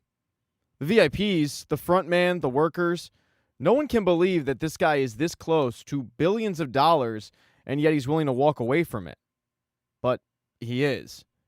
Because deep down, Seong isn't a killer. And he doesn't want to see Sang-woo die, even though Sang-woo did what he did. For Sang-woo, this is the only option he has to survive. If he says no, Seong walks over to the designated area and he wins the game, and Sang-woo gets shot. Because of that, it seems like a no-brainer. But Sang-woo shocks everybody by stabbing himself in the throat with a knife and telling Seong, just take care of my mother, guaranteeing that Seong would walk away with that money. Shortly after the game, Seong is patched up, he's blindfolded, and he's sitting in a limo with the front man. The front man congratulates him, but Seong doesn't feel like a winner. He's definitely going through survivor's guilt. To make him feel better, the front man reminds Seong that he bets on horses. And it's the same on the island, but the difference is they bet on humans. The big difference is Seong is a big winner, and he should be happy about it. But still, this little pep talk doesn't make him feel better. Seong demands to know who the front man is, but the front man just decides to gas him. And when they arrive back on the mainland, the limo pulls over and just dumps Seong's body onto the sidewalk. When Seong eventually wakes up, he does head to the ATM. He decides to see if the money is in his account. And he's a little surprised because it is. All the money that they promised is in there. He's a billionaire. He slowly makes his way back home, shuffling his feet through the market when Sang-woo's mother stops him. She hasn't seen him in a few days, and by the looks of him, he looks like he's been through hell. She just assumes he's been on a drinking binge, but little does she know that he's been through a war. She runs into her storefront to grab some food for Seong's mother. She also hasn't seen her in a few days and feels like she probably came down with something. Maybe some food can help. Seung goes to pay her, but the woman insists it's fine. Just give your mom any cash you got. She needs it more than I do. Right before Seung heads off, Sang-woo's mother asks him, have you heard from Sang-woo at all? But Seung doesn't answer, and she doesn't really prod for a response. She's still under the impression that her son has gone off to avoid creditors. When Seung finally does reach home, he finds that his mother has passed away in his absence. 1 year later, Seung's life has not changed for the better. Yeah, he's a billionaire, but he certainly doesn't live like it. He hasn't invested anything. He still lives in that small apartment that him and his mom were living in. In fact, he looks more homeless than anything. And that's because a year later, he's still dealing with survivor's guilt. Even the bank is concerned because he's got all this money, but he hasn't done anything with it. They actually call him in for a meeting, but he's not interested in taking any of their financial advice. In fact, he shocks the guy by saying, hey, can I borrow 10,000 won? And the banker, confused, gives it to him because that bank can't afford to lose Seung's money. But Seung takes it, and he just goes down to the river and drinks alone. While he's staring off into the city, a woman walks up to him and begs him to buy some flowers from her. She needs to get rid of him that night or they're going to wilt away. And Seung hands over the 10,000 won that he borrowed for one flower. But the flower came with a card. And that card has a square, a circle, and a triangle on it. And when Seung flips to the back, the card reads, December 24th, 11:30 p.m., Sky Building, 7th floor. From your Ganbu. Seung is very confused. He heads to that building, and it turns out there is only one floor you can go to, and it is the 7th floor. And when Seung arrives, he is shocked because there is the old man sitting in a hospital bed on a ventilator. Seung demands to get some answers, but the old man points out the window to a homeless guy laying on the ground outside. He says, let's play a game. That guy's going to freeze to death if he stays out there any longer. So if that man remains out there until midnight, which is in 25 minutes, I win. But if anyone helps that old man, then you win. Seung, however, doesn't want to play a game. He wants answers. He wants to know why the old man did what he did. He wants to know who the old man is. He wants to know why he survived and nobody else did. The old man tells him if he agrees to play the game, then he'll explain himself. And Seung says, okay, fine, I'll agree. The two men then wait to see if anybody helps this old man outside. While they wait, the old man tries to explain himself. He tells Seung that he's made a living lending out money. He then asks the old man, why did you send the card? And the old man says, I heard that all the money you won is just sitting there. Is that all just because you feel guilty? That money's yours now. That cash is your reward. You have every right to use it now. Seung then asks him why he did all of this. The old man returns his question with a question. Do you know what someone with no money has in common with someone with too much? Living is no fun for either of them. If you have too much money, everything gets boring. And every time I talk to one of my clients, they felt the same way. There was no joy in their life anymore. So we all decided to get together. We concocted this idea to finally have some fun. Seung is pissed off when he hears that word, fun, because it wasn't fun for him. But the old man reminds him, you forgot that no one forced you to play. And in fact, you left and you decided to come back. You signed over your rights. You did that, not us. This was your choice. As they're sitting there, though, the clock is quickly ticking down. There are only minutes remaining until midnight, and the guy outside has not been helped yet. The old man asks Seung, tell me, do you still trust in humanity being good? But Seung ignores what he said and asks, I want to know why you joined us in the game. The old man explains that when he was a child, he had so much fun playing with his friends. He wanted to feel something one last time before he died. Because that tumor, that is real, and it has gotten bigger. He knew that he wasn't going to get that feeling if he just watched the game, so he decided to participate. He tells Seung, thanks to you, I got to remember all these things that I had forgotten. It had been such a long time since I had been able to have that much fun. As he's saying this, Seung isn't even looking at him. His eyes are fixated outside to the homeless guy that is lying on the ground. It's seconds until midnight. And that's when Seung's faith in humanity is restored, because right before the clock bell chimes, somebody comes and helps him. He proudly says to the old man, "Look at that. There's someone who cares." But the old man is dead. Shortly after Seung leaves, the front man comes to check on the body. After this conversation with the old man, Seung decides to do what he said. Live his life and enjoy the reward money. He's got big plans and a fresh new haircut. The first thing he does is he makes good on his promise to Sabiak. He goes and he picks up Sabiak's brother from the orphanage. He never tells Sabiak's brother what happened to his big sister, but instead he puts him in a really good home. He delivers him to Sang-woo's mother. He also has loaded up a suitcase full of money to take care of the little boy. And then he heads off, because Sang-woo has a daughter of his own that he has to take care of. He's decided to head to America to visit her. As he hops off the train heading to the airport, he's talking to her, saying, "I'll let you know when I get on the plane. I'm looking forward to seeing you." And then he hears a very familiar sound. It's the sound of the game he was playing that got him into this mess in the first place. And when he looks across the train platform, there's some guy getting slapped.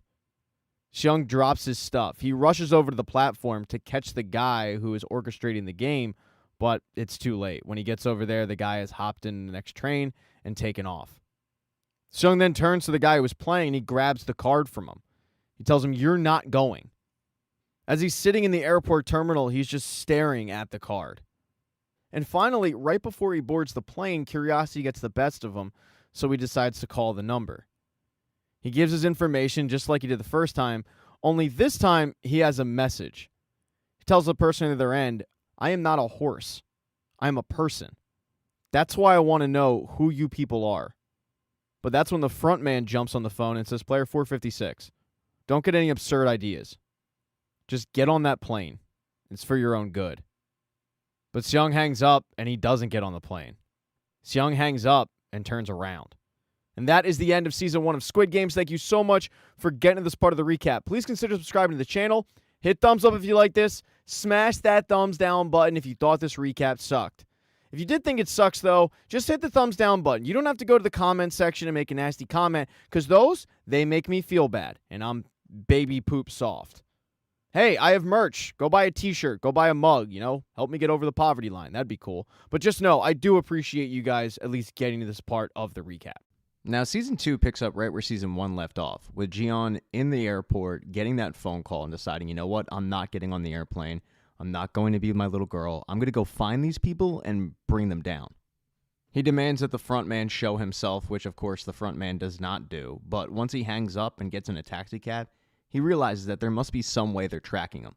So he heads to a convenience store, he grabs an X-Acto knife, and he finds the chip, which he cuts out.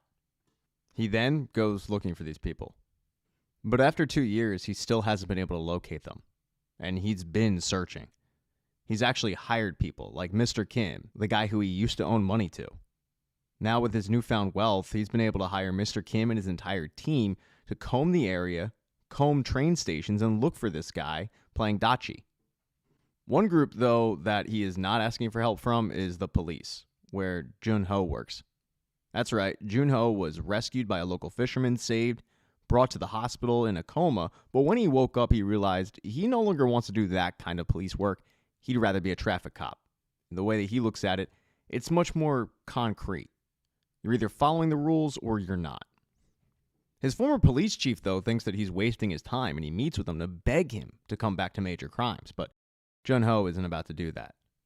The police chief thinks that it's just because they didn't listen to Jun-ho, but they actually did. I mean, they followed up on his leads, they just didn't find anything. And Jun-ho told them all about the island, everything he found. The only thing he didn't tell them was about his brother. But after they came back with no leads and no information, he decided, you know what, I'm going to transfer to the traffic division, and I'm just going to find this island myself. So during his free time, he hires the same fisherman who saved him to go around looking for this island. But he's been doing that for a while, and just like Jihan, he hasn't had any luck. So you've got both these people looking for the island and looking for who runs it, but after 2 years, they're just coming up empty. With some of the money, Jihan decided to buy a hotel. It's a pretty crappy hotel, but it's really where he's headquartered. It's there where he meets with Mr. Kim, and he tells him that it's around this time of the year where they're looking for new players of the game. Now, while he's not 100% sure, he's also very confident that they are still playing the game, even with the old man dying. Jihan doesn't want to wait another year to try to find this guy, so he's decided to up the ante a bit. He tells Mr. Kim, get every single guy you know to comb the train stations, and whoever finds them will get a 1 billion won reward. After the meeting, Mr. Kim gets in the van and he tells a couple of his workers the news. And a lot of the workers think that Jihan is crazy. And even Mr. Kim doesn't really buy the story he's telling, but it also is interesting to him because this guy who owed him money suddenly has a ton of it. Meanwhile, a lot of people that do owe him money go missing and are never seen again. So Mr. Kim is at least interested in the idea. But what he's interested more in is the fact that Jihan is throwing around money, and that's something that everybody can need. The next morning, Woo Seok, who is Mr. Kim's second in command, briefs everybody on the situation, who they're looking for, the reward money, and what they need to do when they get to the train station, which is essentially just send a selfie, confirm you're there, and then send a selfie when you're leaving. Unfortunately, just like Jun Ho's search for the island, the search for the man playing Dachi is coming up empty. Team after team is checking in, and it's been no luck. One of the teams that is looking is Mr. Kim and Woo Seok. And as they're quote-unquote looking, Woo Seok is saying how crazy this whole situation is because it's been 2 years. They haven't even had a sniff of this guy. He doesn't believe he actually exists. But Mr. Kim truly believes there's something to this because he knows that Jihan wouldn't waste billions of won on someone who's not a real person. But then suddenly, they hear it. They hear the sound of someone playing Dachi. And when they look across the platform, there is somebody who fits the description perfectly. Right away, they call up Jihan. They tell him, hey, we found your guy. And Jihan, who's sitting in his car kind of waiting word from every team, says, okay, send me your location, but do not let him get out of your sight. So Mr. Kim and Woo Seok start following this guy. The whole time, they're sending Jihan updates on their location. But they watch him go to the market, and he gets a bunch of lottery tickets. He gets a bunch of buns. And then they watch him go to the park and do the oddest thing. He starts walking up to homeless people and offering them a choice between the food or the lottery ticket. And all of them take the lottery tickets. All of them lose. Which is when Dachi guy just pours out all the food and starts stomping on it, ridiculing all of these people for making their choice. The lottery ticket over the food. Jihan probably would have seen this live, however, he was pulled over by the police for speeding. His behavior during the traffic stop raised some red flags with the cop who took his license and gave him the ticket because it was just so rushed. The other thing that kind of raised a lot of red flags was the fact that Jihan had a bunch of phones and tablets in his car. He mentions this to his partner, who just so happens to be Jun Ho. And when Jun Ho sees the name of the driver that was pulled over, he recognizes the name right away. But one of the reasons why Jihan was in such a rush was because he got a phone call from Mr. Kim who said, hey, this guy is leaving the park. We're going to keep tailing him, but you got to get here fast. When Jihan finally does arrive at the location that he was sent, though, nobody's there. What he does see, though, is blood on a trash bag. He knows that there was some kind of conflict. He's not quite sure what to do next, so he starts walking away. But he's completely oblivious to the fact that he was being watched by the guy who plays Dachi. Meanwhile, Jun Ho wanted to find out more about Jihan. When he looked up his plate information, he found out that the car was a rental for a company. And when he located the address for the company, he decided that night he was going to head there, try to find out more information about this guy who he thinks had some information regarding his brother. When he gets to the particular business at night, it's actually the warehouse where Woo Seok was debriefing everybody regarding the guy they're looking for. So it's Mr. Kim's business. Jun Ho is able to sneak in through an open window and start snooping around. There is a close call with one of the workers, but he opens up a desk drawer and he finds the location of a business that is run by Jihan.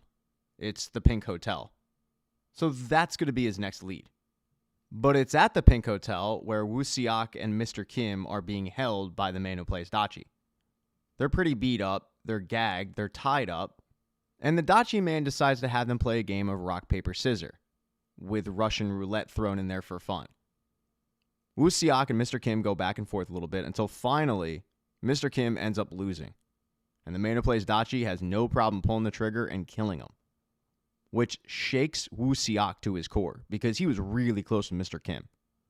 With just the man who plays Dachi and Woo Siak alone, he's able to get Woo Siak to tell him everything regarding Jihan, the search, all of that. And then he just stashes him in one of the rooms in the hotel, and he waits for Jihan to show up. When Jihan finally does arrive, the man who plays Dachi starts to mock him about the fact that he's been searching for him for 2 years. He can't quite figure out why, and Jihan says it's because I won the game. I mean, I want to thank you after all. The tone, however, says otherwise. The man tells him all he did was extend the invitation. It was Jihan who accepted. And Jihan says, well, exactly. I mean, I want to see the people who extended me the invitation. Not you, but the people you work for. The two go back and forth for a bit, with Jihan reiterating that he wants to talk to the people in charge, and the guy saying, that's not going to happen. Eventually, the guy says, how do you think I got to where I am today? I used to work at the games. I would clear and incinerate the bodies of countless people like you. I worked really hard at it, and finally they gave me a gun, and it felt really good because it was as if they acknowledged my existence. But then one day a man lost, and I had to go over and shoot him. And I looked and recognized the man because it was my father. And you know what I did? I shot him immediately without hesitation. And that's the moment I knew I was built for this. Jihan says that doesn't mean anything. It doesn't change the fact that you're an obedient lapdog. It's worth mentioning, too, he's saying this with a gun pointed right at his head, and he is not scared at all, not intimidated one bit. The man then suggests they play their own game of Russian roulette, this time with one bullet, but they never reload the chamber. That way, by the time you reach 6, you know the bullet will be fired.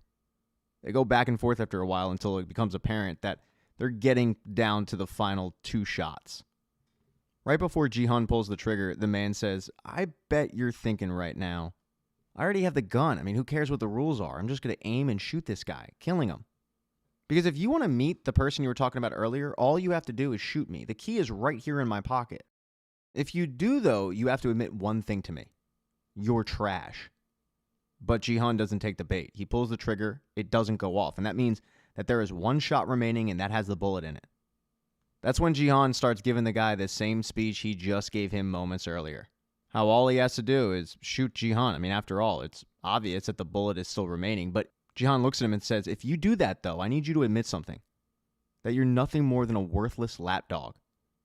But the guy also doesn't take the bait. He pulls the trigger, and it kills him instantly. In episode 2, Jihan remembers what the guy said about how the key to meeting the people who are in charge is simply in his pocket. And when he checks it, sure enough, there's a card in there with a date and a location. The date is October 31st. As he's looking at the card, though, Jun-ho busts the door open because he was outside, and when he heard a gunshot, he rushed in because, after all, he is a police officer. The person who actually told him where he could find Jihan was Woo Siak. He was in the first door that Jun-ho checked. So Woo Siak told him the room number and then started to get his bearings together while Jun-ho rushed over to find out what happened. Obviously, with a dead body and Jihan holding a gun, the thought was that Jihan killed this guy. But before Jun-ho could take him into custody, Woo Siak came in and hit Jun-ho over the head, knocking him out. Woo Siak realizes that Jihan has no idea who he is, so he starts to explain himself, how he worked with Mr. Kim. But then he notices that the guy is dead, and he gets really mad because he wanted to extract vengeance on this guy for killing Mr. Kim. When everybody kind of calms down, though, they just wait for Jun-ho to wake up and question him about why exactly he showed up. And Jun-ho explains that they've actually met twice. He starts to explain that the first time was at his house, but the second time was at the island, right before the fight broke out. He infiltrated the group, and he was trying to find his brother. And that certainly jogs Jihan's memory. Jun-ho asks him what happened. He explains that they were playing Russian roulette, the guy lost, but what he's really after is to stop the game. Jun-ho starts begging Jihan to let him go because he wants to help Jihan find these people, never once revealing that the frontman is actually his brother, and he knows this. But one of the reasons why he's so adamant that he wants to help is because he finds out Jihan isn't after the frontman, he's after the VIPs, the people that really run the game. After a little bit of convincing, Jihan agrees to let Jun-ho go and join Woo Siak and himself. First place he shows him is where he stashes the money, which is a ton. Both of them, however, tell Ji-hun, we're not doing this for the money, we're doing it for principle. And Jun-ho mentions how there are armed troops on the island, so they're going to need ammunition and firepower, which Ji-hun already has. He's got a bunch of guns and ammunition from the black market, and he's been using a corridor in the hotel to train. Ji-hun tells Woo Seok that he needs a team, mercenaries, if you will. And then he turns to Jun-ho and says, you can come here and practice anytime, but I'm going to need you to quit your job. You can't be a cop and do this. Both Woo Seok and Jun-ho agree. After he leaves both men, Ji-hun goes and he checks in on Sang-woo's mother and Sa-byok's brother. They're doing great. Sa-byok's brother seems more than happy. But he made a promise to Sa-byok, so the next day he goes and meets with the guy that smuggles people out of North Korea, and he gets an update on what's going on with Sa-byok's mother. The man tells her that she's still alive, but right now it's just not feasible to move her out of North Korea. Ji-hun, however, doesn't really care. He just wants it done. As Ji-hun is leaving, a girl is walking into the brokerage firm named Kang Noel. Noel works in an amusement park as one of the characters. And that day was a very long day for Noel. First of all, it was hot, so she was sweating her you-know-what off. But as she was sitting down in the area where they all change, a little girl walked in. They frantically had to put their heads on. And the girl walked right up to Noel and showed her that she had drawn a picture of herself with Noel's character. And it made Noel feel good. Until she heard the backstory of the little girl. The little girl has a really rare form of blood cancer, and her dad draws caricatures at the amusement park. That reminded Noel of her own child, the one that she left in North Korea when she fled. She hasn't stopped thinking about that child. Even though every broker she's gone to has said that the child is dead, there's only been one that hasn't said that, and this is that particular broker. But it's not like this broker thinks that there's hope. He simply says to Noel, we just didn't locate a body. But the idea that your child, who was 1 year old when you left, is still alive is slim to none. You got to stop thinking about this. But Noel can't. She, a lot like Ji-hun, offers to pay the guy more money to find out what he can. And then she has a very lonely night sleeping in her car in the amusement park's parking lot. She's been yelled at about this before, so when she gets a knock at the door, she just thinks, okay, they're just telling me to move the car. But no, it's somebody with a card to participate in the game. The next day, she walks into her boss's office and she quits. She's not going to be able to do both. But as she's leaving the amusement park, she sees an ambulance. And then she notices that the little girl is being rushed to the hospital. As this is happening, the little girl's hat falls off. So Noel picks it up and heads to the hospital to give it back. But it's a nice reminder of Noel about why she's participating in the games in the first place. As for Ji-hun and his team, that night they're preparing for this meeting. The one that was on the card, it's supposed to be at a club at a certain time on Halloween. They know how these people operate, so Ji-hun is taking drastic measures, like putting a tracking chip in his molar, having a dentist actually tear the molar out and replace it. That way, Jun-ho will be able to actually track his location if he's taken. He then goes downstairs to meet Woo Seok's team, and it is a group of killers and mercenaries. I mean, this is exactly what Ji-hun would want. When they go to this meeting, they're going to be geared up. Before they leave for the night, Ji-hun decides to make one phone call to his daughter. He's never talked to her since deciding not to get on that plane. He simply wants to hear her voice. And he does so, and it's emotional, but he never says a word. The groups then head to the club where Ji-hun and Woo Seok are going to head inside. Jun-ho is going to stay outside along with the mercenaries. They're in two separate vehicles. Both Woo Seok and Ji-hun have an earpiece so they can communicate with Jun-ho on the outside, and they're looking for the front man. They head inside, though, and it's a Halloween party, because it is Halloween, so finding a guy in a mask is going to be a little difficult. But Ji-hun doesn't have to worry about finding a guy in a mask. No, they find him. At least the pink suits find him, not the front man. They tell Ji-hun to follow him, and as he's doing so, other guys in pink suits decide to tase Woo Seok, knocking him out. Now, Jun-ho had seen the pink suits walk into the club, so he went inside as well. And while he doesn't find anybody in pink suits, what he does find is a knocked out Woo Seok. He then runs out to the alleyway, and there's no one to be found. So he radios to the mercenaries, all right, get ready. I have Ji-hun's location, we're going after him. Ji-hun was brought to a limousine, where the front man isn't inside, no, it's just a pig that is also an intercom system. And as the limo is making its way through the city, the mercenaries and Jun-ho are following after him. But as the car is moving, the front man is speaking through the intercom pig. The front man asks him, "All right, here I am. What do you want?" And Ji-hun says to stop the game once and for all. This sparks a conversation about the morality of the game, the front man pointing out that the players chose to participate in their own free will, Ji-hun pointing out that they're preying on people that are less fortunate in down times. As those two are talking, on the outside, the mercenaries and Jun-ho continue to tail the limo, but then their tires are shot out. Because the front man or the pink suits or both of them realized that they were being tailed, they had snipers on buildings, and they decided to end that tail. All's not lost, though, because, after all, you have the molar tracker, but at this point, Ji-hun is on his own.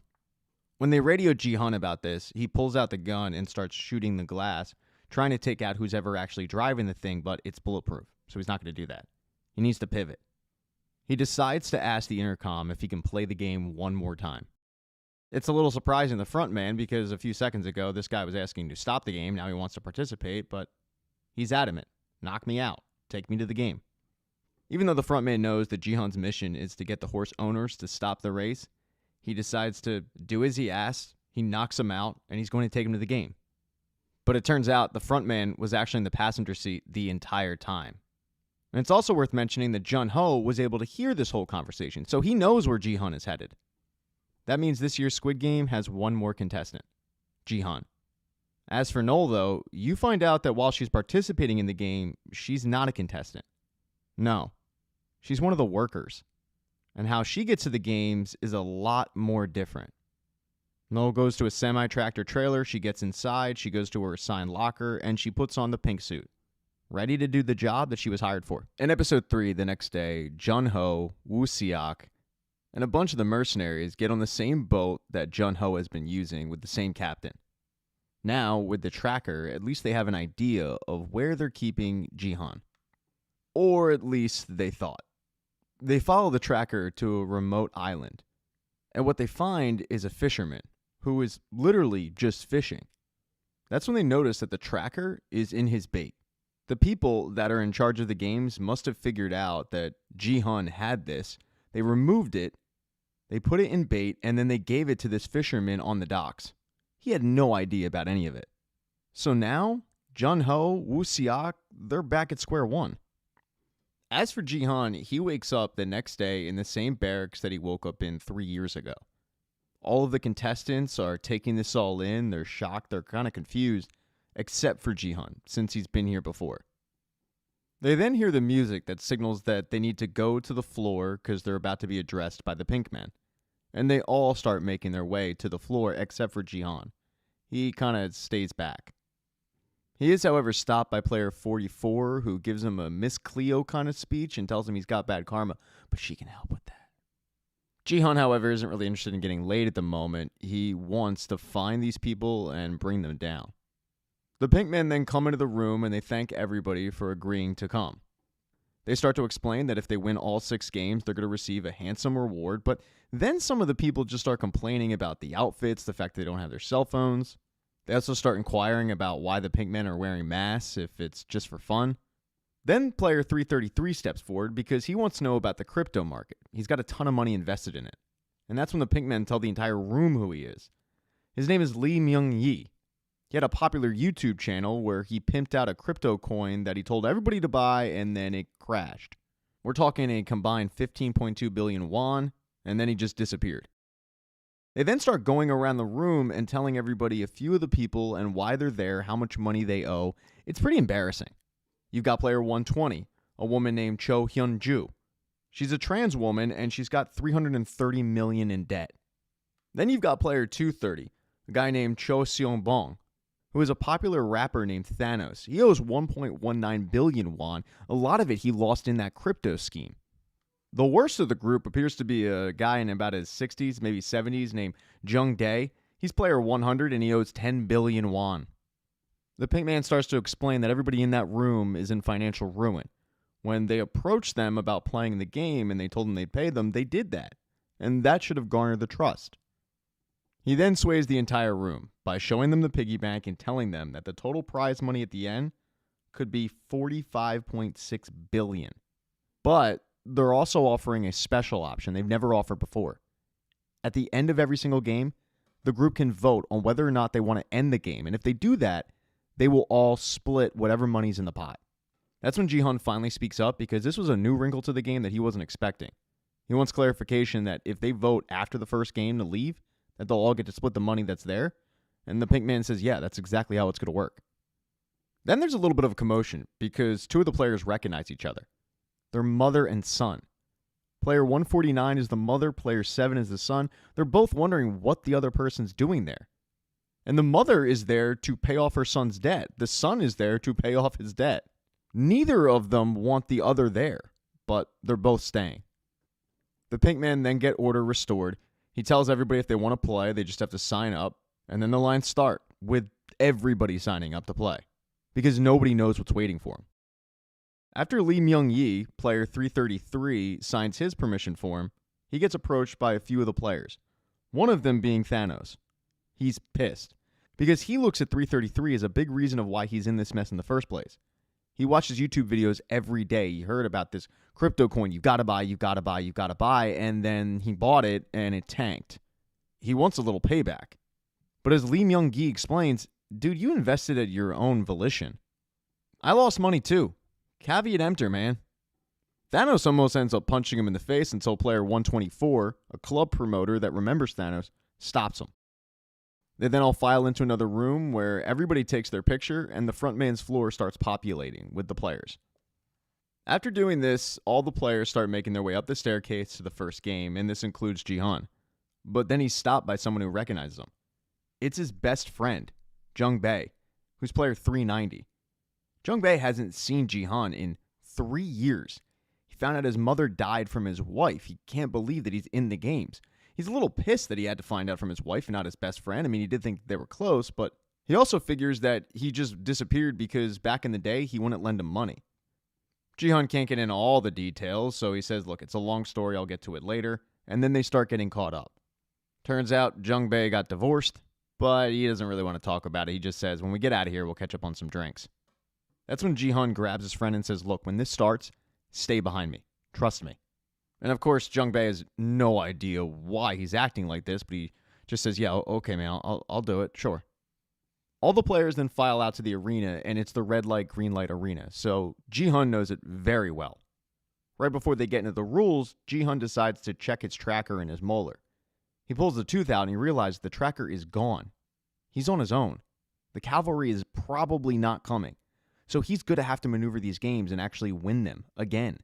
Or he's going to have to survive one round and convince everybody to just walk away from the rest of the game. As the big doll starts to explain the rules of red light, green light, and how they have 5 minutes, Jihan takes over. He gets in front of everybody and says, listen to me. This is life or death. When it hits red light, if you move, they will shoot you. I'm not kidding about this. Of course, no one believes him. Jihan continues, though, saying the big doll has cameras in it. It senses movement. There's snipers waiting to take you out if you move, so do not do it if you value your life. The game then, however, starts, and the front man is chilling with a drink. He's watching it go down, and Jihan starts telling everybody when to go and when to stop. All the while, he's covering his mouth so that he's not moving. At first, he's literally at the front of the pack, and he's putting his hands up. Don't move. And for a while, everybody is following this. I mean, you get through 3 or 4 rounds, and nobody has moved, nobody's died. While most of them think that Jihan is crazy, they're still following his commands. That is until one particular girl gets a bee on her during red light. She starts to freak out a little bit, and then she's shot. This causes panic with a lot of the players who just instinctively start moving, and they are also shot. And that's when everyone realizes Jihan wasn't making this up. It's serious. Jihan is desperately trying to save as many people as he can. He doesn't want anyone to die in the game, so he tells them to file in lines. If you're behind somebody, it can't detect movement. And this does work for the most part. You do have jerks like Thanos who just happen to push people so they die. But when it gets down to it, most of the people are able to survive because of Jihan's advice. There is one guy, though, who got shot in the leg, and he's alive. Jihan and another player go back for this guy, and they're narrowly able to save him before the time runs out, or at least they think. When he gets across the finish line, he's shot. He did move. He did break the rules. The consequences are death. And the person that shot him was pink guard number 11, Noel. All the remaining players then file into the barracks. They're all trying to wrap their head around what they just survived. Most of them at this point want to get the hell out of there. That is until they find out how much money is now in the piggy bank. 91 players were eliminated. All the players look up at the piggy bank mesmerized as 9.1 million go into the pot. There's 365 players left, which means if they all split it, that would be a little under 25 million. For some of the players, that's not nearly enough. They feel like what they just endured isn't worth 25 million. It's worth way more than that. And some of them start thinking, okay, well, if I can survive one more game, then I'll get out. And this is right before the vote takes place. When the Pinkmen do call for a vote to see if everybody wants to stop the games, they're going to start with the last player, which is player 456, and work their way down to player 1. Ji-hun gets up there and he votes no, thinking that a lot of the players are going to vote no, and this will be an easy decision. But after about half the group has went, 93 are yes to continue, 87 are no to stop the game. And Ji-hun has had enough. He starts begging everybody to end the game, think with their heads. But then you've got player 100, the old man who owes 10 billion. He starts blaming Ji-hun, saying that he scared everybody and that's why they died. He made everybody nervous. But then he also starts questioning how Ji-hun knew any of this. And he tells everybody that Ji-hun must have been placed there by the people who created the game. He's a mole. Jung Bae, however, sticks up for his friend, saying, hey, bud, he's the reason we're all alive. He told us what to do. Have some respect for the guy. Both groups, though, start arguing back and forth. No one can get a word in edgewise. And then finally, Ji-hun screams, I've played the games before. I knew about the first game because I already did it. I played it 3 years ago. In fact, I played all the games, and every single person who was there with me is dead now. Some people believe him, some people don't, but then others realize, wait, if you're here, that means you won.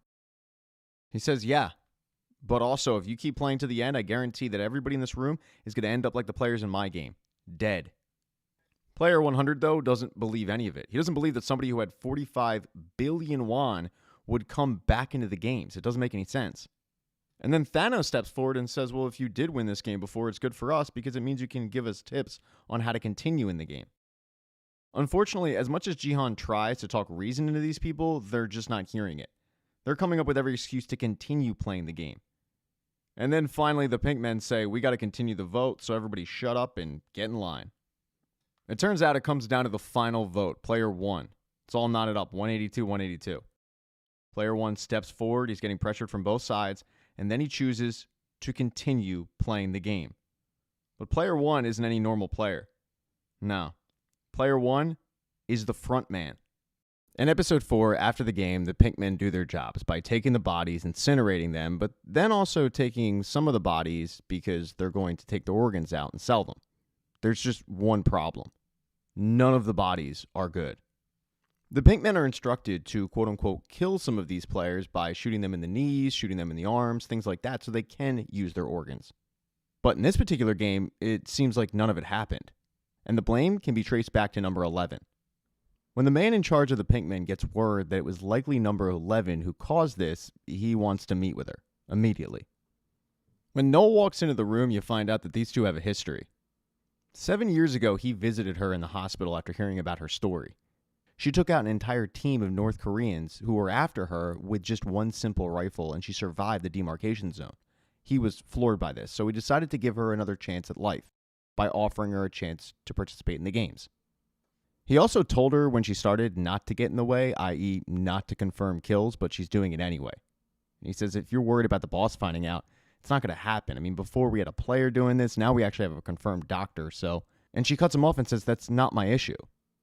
He throws a bit of a temper tantrum and then he calms down and says, when we first started, you said you would do anything to find the kid you left behind in Korea. Has that changed? And she looks at him and says, back when you told me what I'd have to do in here, you told me I'd be helping people with no hope. I'd be ending their misery so they didn't have to suffer anymore, and that's the reason I came here. I believed you. I haven't changed, sir. You have. She then turns around and walks out. Back at the barracks, though, those that voted to end the game are a little shell-shocked at the result. Number 1, the front man who made the deciding vote, walks up to Ji-hun and says, you were the reason I actually voted to continue going on with the games. I originally thought that I wasn't going to do it, but you gave me hope because you know what's coming next. So I decided to do one more. A group of them then circle around Jihan because they want to know what game's next. And he explains the second game is Dalgana. There are 4 shapes. The easiest one is the triangle by far. All they have to do is line up behind the triangle and they all should survive. And that's exactly what Jihan wants, but player 100, the old man, he wants the exact opposite. He feels like they're risking their lives at that point for no reason. If they all just survive, it's going to be the same amount of money. So what he wants to do is keep this information close to the vest, which would be about 15 people. But Jihan says, I'm not going to do that. I don't want to cost people their lives. I want to save lives. Once the group kind of disperses, only Jihan, Jungbei, and the frontman are left. The frontman still pretending to be a participant in the game. He asks Jihan, why did you come back if you won? And the way Jihan looks at it, the money he has is blood money. He then starts ripping into number 1 for choosing X instead of 0, which would let them all walk free. And the front man starts defending his decision by saying, if I had pressed X and we all go home, do you think everybody would have appreciated that decision with that money? No, they wouldn't have. Another player, player 388, breaks up the tense conversation. His name is Daeho. He's a former Marine, so he bonds with Jung Bae over that, but he also wants to join the group as a team, work together.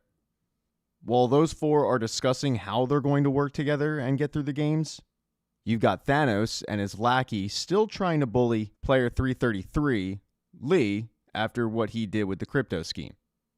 While the first conversation they had almost came to blows, this one actually does come to blows. I mean, Thanos starts beating the hell out of him, and it's only stopped by player number 1. He starts ripping their behavior, but also the fact that it's 2 versus 1, that's not right. And Thanos thinks that he can just kick the front man's ass, but he finds out that that is not the case. He gets embarrassed pretty quickly, to the point where most people give him a standing ovation. Later that night, though, the front man continues to buddy up with Jihan. He goes over to him and apologizes for how he acted before, about voting no and his defense of it. And then he starts telling him a story about why he's in there in the first place. He's got a very sick wife, and he needs to pay the medical bills. It's a very nice personal touch, and it makes Jihan see player number 1 in a completely new light. The next morning, though, everybody is woken up to the same classical music. Player 333 is dealing with a pretty bruised face from getting beaten down, but it turns out he actually knows somebody in this game. Someone very closely. It's player 222. Her name is Jun-hee, and she's pregnant with Lee's baby. They had hooked up. He wanted her to get an abortion, but then he kind of ghosted her. And he can't believe that she's in the games. And she really just walked up to tell him off and tell him that she plans on at least getting far enough to get enough money to raise their baby without his help. And that's not what he wants.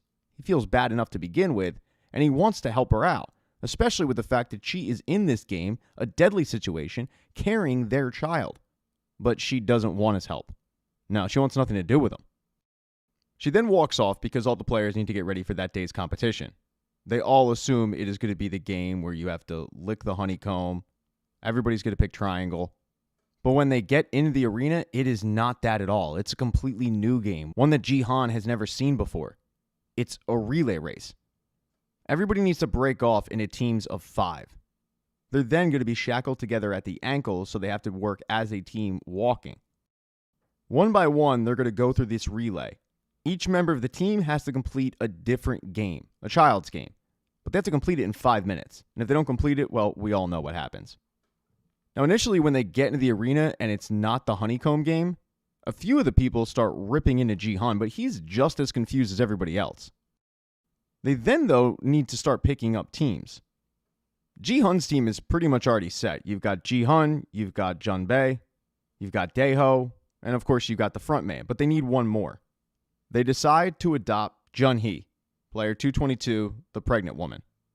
It's a bold strategy, but Jihan wants to protect her in that moment. Thanos has his team. You've got player 120, the trans woman who's having a big problem finding a teammate, but she finally finds an ally in player number 95. They end up teaming up with the mother, the son, and then the Oracle, the woman who thinks that she can predict the future. She's crazy and they're stuck with her, but hey, that's their 5th. Everybody else is able to find a team, and then they sit down and they start deciding what game each player will play, which is the most important. Most of these players haven't played these games in years, so they want to make sure that they're playing to everybody's strengths. After deciding what games everybody will play, they finally kick it off, and 2 teams go at the same time. But everybody quickly realizes that this game is going to be a lot harder than they realize. You can only afford to mess up a few times before you are absolutely screwed. And when the clock hits 0 for the first 2 teams, they get lit up. It's definitely a shell-shocking moment for everybody, but they need to snap out of it because the next teams are going to go. And one of those teams is Cho's team, the trans woman.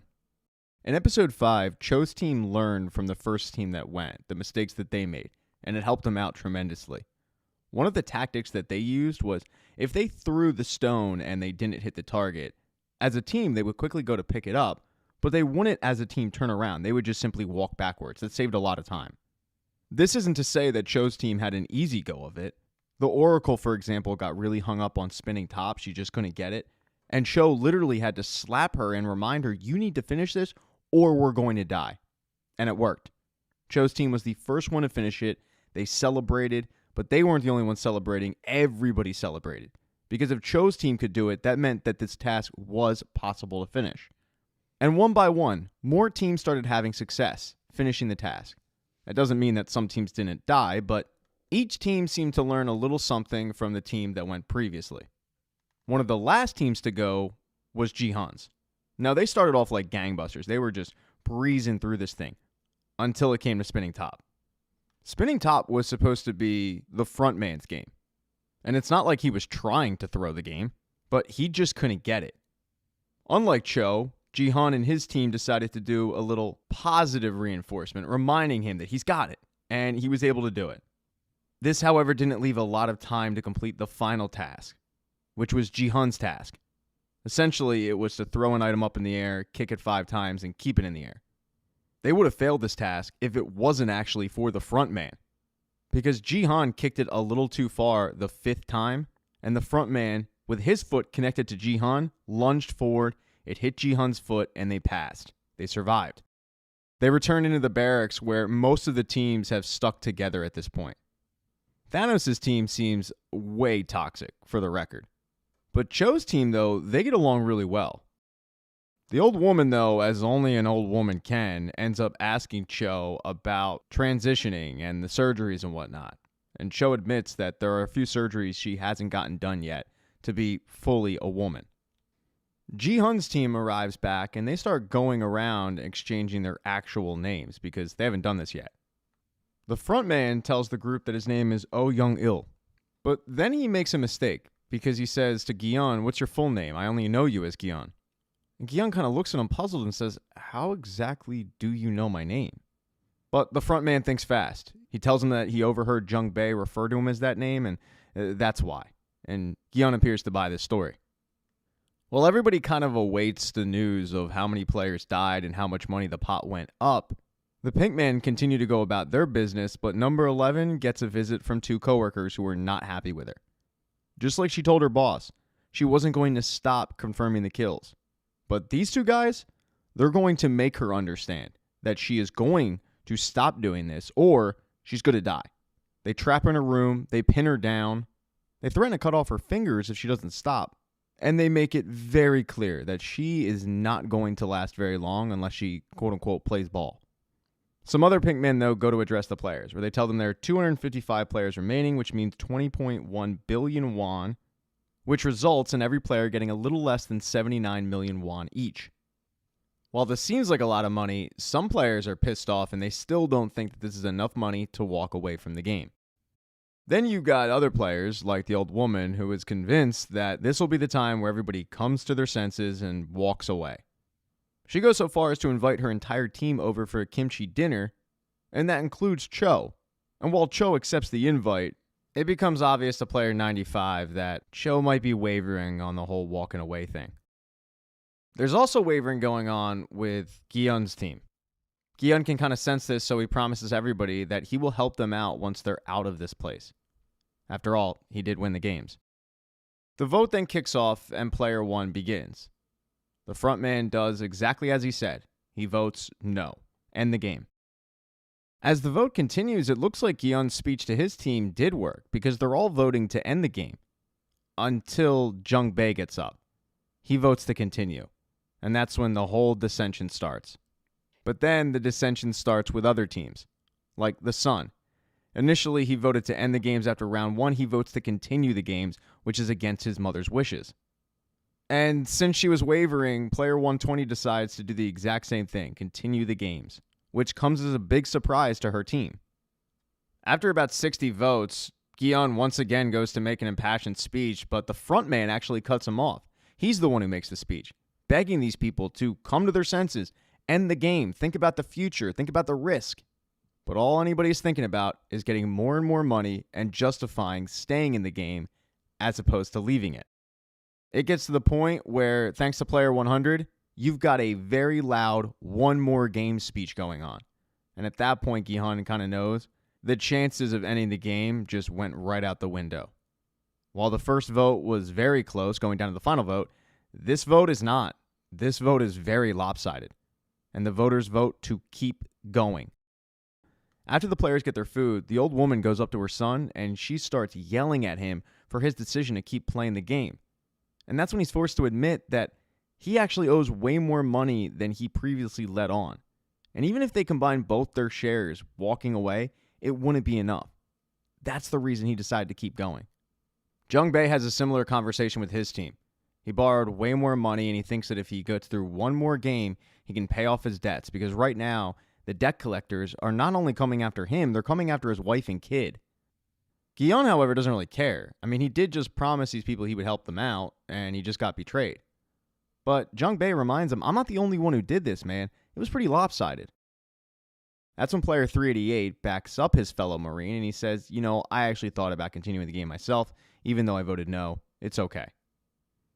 Jung Bae goes on to tell the group that one of the reasons why he continued to go along with the game was because of how well they worked in the last game. But when he brings up surviving the next game, Gion cuts him off and says, what if in the next game we're supposed to kill each other? Did you ever think of that? The front man, though, stops Gion and says, let's talk about something a little more positive.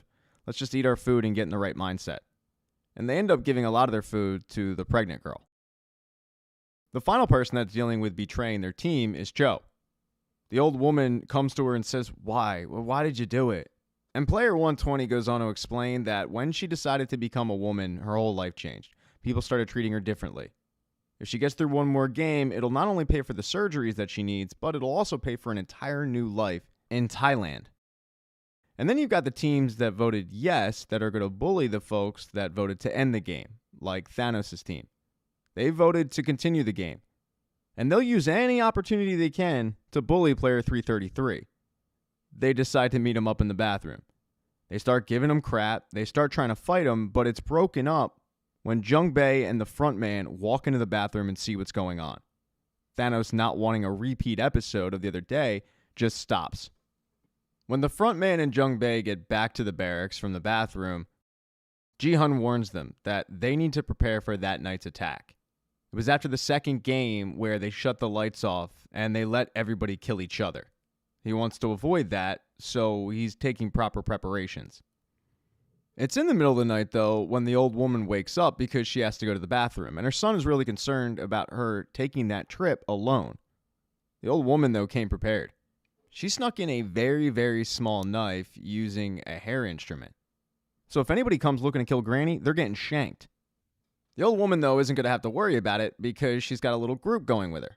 You've got player 222, the pregnant girl, and then player 120 is also going to accompany them to the ladies' room. For player 120, just being in a women's room is just a really good feeling for her.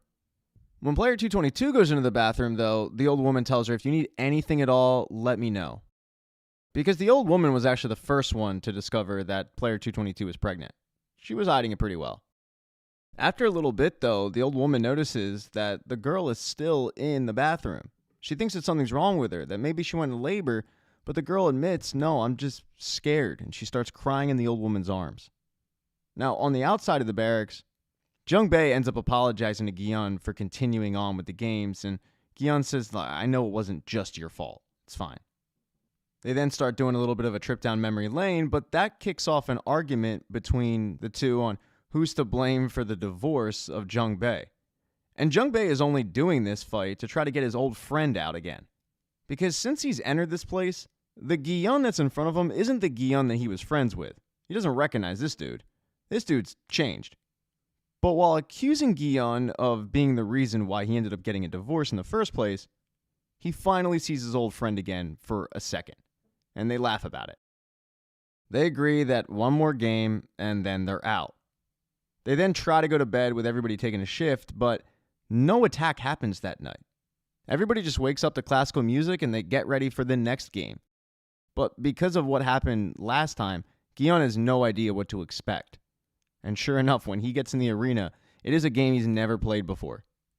The game is called Mingle, and you basically get on a revolving platform where somebody announces a number. You have to grab that number of people. If it's 3, 4, 5, you basically have to form a team and then get into a door.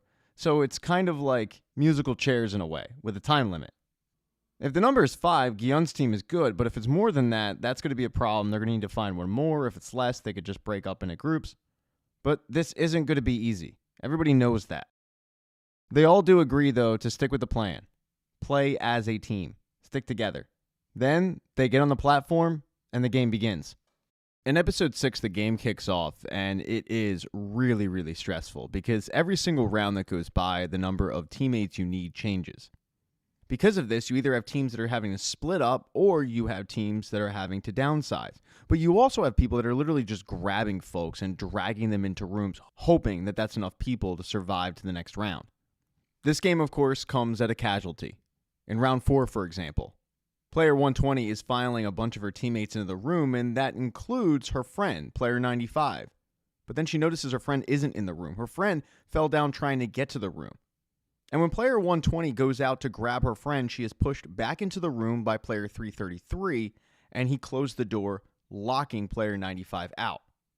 This secures the victory for everybody in the room, but it also sets the fate of player 95, who ends up getting shot because she wasn't able to find a team. And that really, really upsets Cho. She starts screaming at player 333 for killing her friend. But Lee says, "No, I didn't. You never would have made it back in time. I saved you. You all should be thanking me. Without me, you all die." And even though she can't stand him, Lee's pregnant ex tells Cho he's right. You never would have made it back. He did us a favor. The final round, you simply need 2 people to get into a room and survive. And not only is this a fight for a teammate, this is also fighting for rooms, empty ones. The frontman and Jung Bae team up together, but when they get into a particular room, they realize they're not alone. There's somebody already in there without a teammate. It's 3 people in a room. You only need 2. If this guy refuses to leave, which he is, none of them are going to survive. So the frontman takes it into his own hands, quite literally. He grabs the guy, choking him out and killing him, ensuring that he and Jung Bae will survive. But man, this freaks Jung Bae out. He just didn't see the frontman having this ability because to him, this guy isn't the frontman, he's player number 1. Either way, though, when it's all said and done, after 5 very, very stressful rounds, everybody that's worth mentioning does survive, and they head back into the barracks. Now the big thing on most people's mind is, what's the split? How many people that wanted to stay in the game died versus how many people that wanted to keep going lived, or vice versa? While Daewoo goes to try to figure out how many people are left and how many people he thinks are on their side, player 333 grabs his pregnant ex because he wants to talk to her. He doesn't like the way that he handled things before, and he vows that once they get out of there, he wants to be with her and raise this baby together. He figures if they put their shares together of the winnings, he can pay off some of his debts, and then he can invest the rest of it into a new crypto that he is convinced will hit. With that money, they can live a comfortable life raising their baby. But the fact that he's sitting here talking about pooling their shares together, i.e. using her shares to pay off his debts, doesn't sit well with her. She tells him to pay off his debts with his own money because she's using her share to raise their baby. And then she walks off. Their tenuous conversation, though, was seen by Thanos and his crew. Mainly player 124, who is Thanos' lackey. He's the one who notices the conversation and he thinks that these two somehow have a past or they know each other, but maybe they can use it to their advantage because, after all, they still want Lee to pay for the crypto scheme. They aren't the only ones looking for revenge, though. The Oracle walks up to the old woman's team And she basically tells them all that she's talked to the gods and their story ends right there. They're going to die there because she asked for it. She's pissed off about how the previous game went and how a few of the games have gone. She feels like she's gotten no credit for helping them out, and they all look at her like she's crazy. But then again, she is crazy. Player 120, though, could not care less about the Oracle's proclamation. All she's thinking about is her friend, who was kind to her, dying. It's around this point where Daewoo comes back with his rough estimate. It's going to be really close. The group starts talking about maybe going over and convincing a few of the people that voted to keep going to join their side, and how to handle that. Do you simply threaten them? Do you entice them? Do you beg them? Ji-hun wants to do something, but the front man says no, don't. If we try to force these people to our side now, it could spark a confrontation that could turn to violence. It's around this point where Jung Bae steps in and says, look, there's got to be people here that want to switch sides. There's got to be people here that are going to look at that amount of money and say, you know what, that is enough to walk away. So the group decides, we're just going to sit back, we're going to vote the way we vote, and we're going to hope for the best. What they figure is they need 5 people to switch sides. And if they get those 5 votes, they're good. Everybody's going to go home. A few seconds later, the pink men walk in and they announce the results after Game 3. There's only 100 players remaining, which is 35.6 billion won. That's 356 million per person. They then kick off the vote with highest to lowest, so Ji-hun ends up going first. There's no reason to make a speech this time because the vote is a lot closer. And Ji-hun, to his credit, listens to his team. He just has faith that people will switch sides, and they do. What he wasn't banking on is somebody from his side switching over to the keep playing side. And that does happen. One of the final people to vote ends up flipping, which results in the final vote determining what happens. Because at that point, it is 50 yes, 49 stop. And that final vote is the front man, which concerns Jung Bae. And the only reason it concerns him was because of what he witnessed in that room, with the front man taking this guy out and choking him to death with little to no remorse. But all of that doubt goes out the window when the front man walks up and votes to end the game, resulting in a 50-50 tie. Because it's a tie, the pink man announces that they will have the right to vote again the next day. They're going to let everybody just sit with their decision and figure out if they want to switch or keep the same side. After the vote, everybody starts getting their food, which is getting worse and worse as the games go on. This is something that a few of them have noticed. Mainly the mother and the son. They feel like maybe the food could sway a vote or two. And they join Ji-hun and his team to eat. But at one point, the son decides to try to sway some votes with just friendly banter. He yells out that this food sucks, and if they want, he will buy literally everybody food who switches sides to stop the game. And his mom stands up and says, yeah, no, I'll buy dessert. But that's when Dickhead Player 100, that geriatric deadbeat, stands up and says that when they all die in the next round, he's going to buy his own restaurant and treat everybody who survived and voted to keep going, well, he's going to treat them to a free meal. Because of that response, Daewoo steps in, calling them idiots. And now you've got both sides just going at it, yelling at each other. Tensions are very high, but Ji-hun isn't getting involved. Ji-hun, however, notices something about his food. When he looks in the wrapper, he was gifted a fork. And he figures that he's not the only one who was gifted a fork. Oh, and he certainly wasn't. Now, while this argument was going on, you had other guys who were in the bathroom. One of those people being Thanos, who decided to bully one of the guys on his team for choosing to end the game. Thanos wants to keep going. And Thanos and his lackey want to remind this dude that he should probably switch sides, which is something that Lee, player 333, overhears. And he's pissed off. He doesn't think it's right that these people are trying to intimidate votes. He stands up to it. He tells Thanos to stop. And not only does he tell him to stop, he rats him out, letting those that voted to stop the game know, yo, you got people in here who are trying to intimidate our side to change their vote. This results in a little bit of a standoff between Thanos, his lackey, and 333. That's when the lackey completely crosses the line. He brings up Lee's pregnant ex. And Lee tells him to stop talking. That results in a fight. And Thanos, who is much bigger than Lee, ends up taking Lee to the ground and choking him. And it looks like Lee's about to die. Until Lee, who was also gifted a fork, shocks Thanos by stabbing him right under the chin. Now, one group that we haven't talked about in a while is Jun-Ho and his team. They're still searching for the island. They're still searching for Jihan. But unfortunately, they haven't had much luck, and a lot of that has to do with the weather. They have to wait for skies to clear up to head out. But they do think that they still can find the island. After all, Jun-Ho has searched over and over and over again. There's only so many places left that he hasn't searched. And now that he has this mercenary team, he feels like he's got a pretty good opportunity. Using a drone, he's able to search a particular island that he hasn't visited yet. And when he really looks into it, he notices that this particular island has a door that is hidden, and he wants to go search it. So he, along with the mercenaries, get up on the island, they search it, they go to the door, but when they open it up, it explodes. It kills one of the members of the mercenary team, and it injures another one pretty good. And when they get back to the boat, the captain begs them to just stop searching. After all, now people are dying. But the mercenary team, they're tough. And they tell the captain no. Now, he's not dying in vain. We're going to keep going. Jun-Ho feels like who's ever orchestrating these games probably knew they were coming. So to change it up, he's going to ban cell phone use and change their radio connection. That way they can get a jump on these people. But they're going to keep going. They're going to keep searching for the island.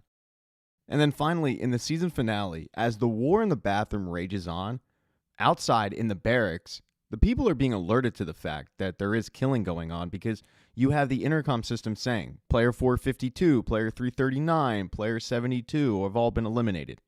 When it's all said and done, 5 people died in the bathroom. It does up the count a little bit, but when the folks from the bathroom return to the barracks, they're all a little shell-shocked. And it's Thanos' lackey who proclaims to the entire group that they were the ones who were attacked. But the people who wanted to end the game refute that statement. They say, no, you guys attacked us. And it's really just a he said, she said. But then they all realize that if 5 people died, they need to figure out what side those 5 people were on to figure out who has the majority of the vote currently. After doing the calculations, they realize that the group that wants to end the game is up by 1 person. That's all well and good, but Lights Out is in 30 minutes, and Ji-hun knows exactly what's coming next. He knows that they will be attacked by the group that wants to keep playing. One of the members says, okay, then what do we do now? And it's the front man who says, we have to attack first, but Ji-hun says, no, we're not doing that. We can't just join in on this bloodbath. We'd be playing right into the people who created the game's hands. In fact, that's who we should be going after, the people who put us here. They keep everything going on in-house. All you have to do is get to the top of the staircase. There's a man in a black mask who is orchestrating all of it. If we can get to him, we can finally end this. Of course, Ji-hun has no idea that he's actually talking to that guy. What Ji-hun wants to do is attack the pink guards, get their guns, and use it against them. The front man says, no, what are the odds that even works? And Ji-hun shoots back, what do you suggest? We fight the other side all night, just hoping to God that we make it out? No, we can do this. Ji-hun starts to formulate a plan that everybody's going to follow. He knows that once the lights go out, the other side will creep down and start attacking. But it's only a matter of time before the guards rush in and stop it. So what his group is going to do is hide under their beds. That way, in the darkness, they'll be safe. Once the guards do rush in, though, they're going to pretend to be dead. So when the guards come to check their vitals, that's when they pounce. It's a surprise attack. They steal the guns, and they outnumber them. And that is exactly how it plays out, just like Ji-hun called. This strategy takes the pink guards completely by surprise. They're able to capitalize on the fact that they weren't expecting this. They're able to grab the guns, shoot a lot of them, and they even get a hostage out of it. Of course, all this is being watched by the guy who's underneath the front man, the guy who's in charge of that organ smuggling ring. So when this happens, he puts the word out to all the pink guards to be on alert, get ready, all hands on deck type of thing. One of the players actually wants to turn the guns on the group that wanted to keep playing, but Ji-hun puts a stop to that and says, no, we'll be no better than them. We're not doing that. That wasn't part of the plan. And he ends it.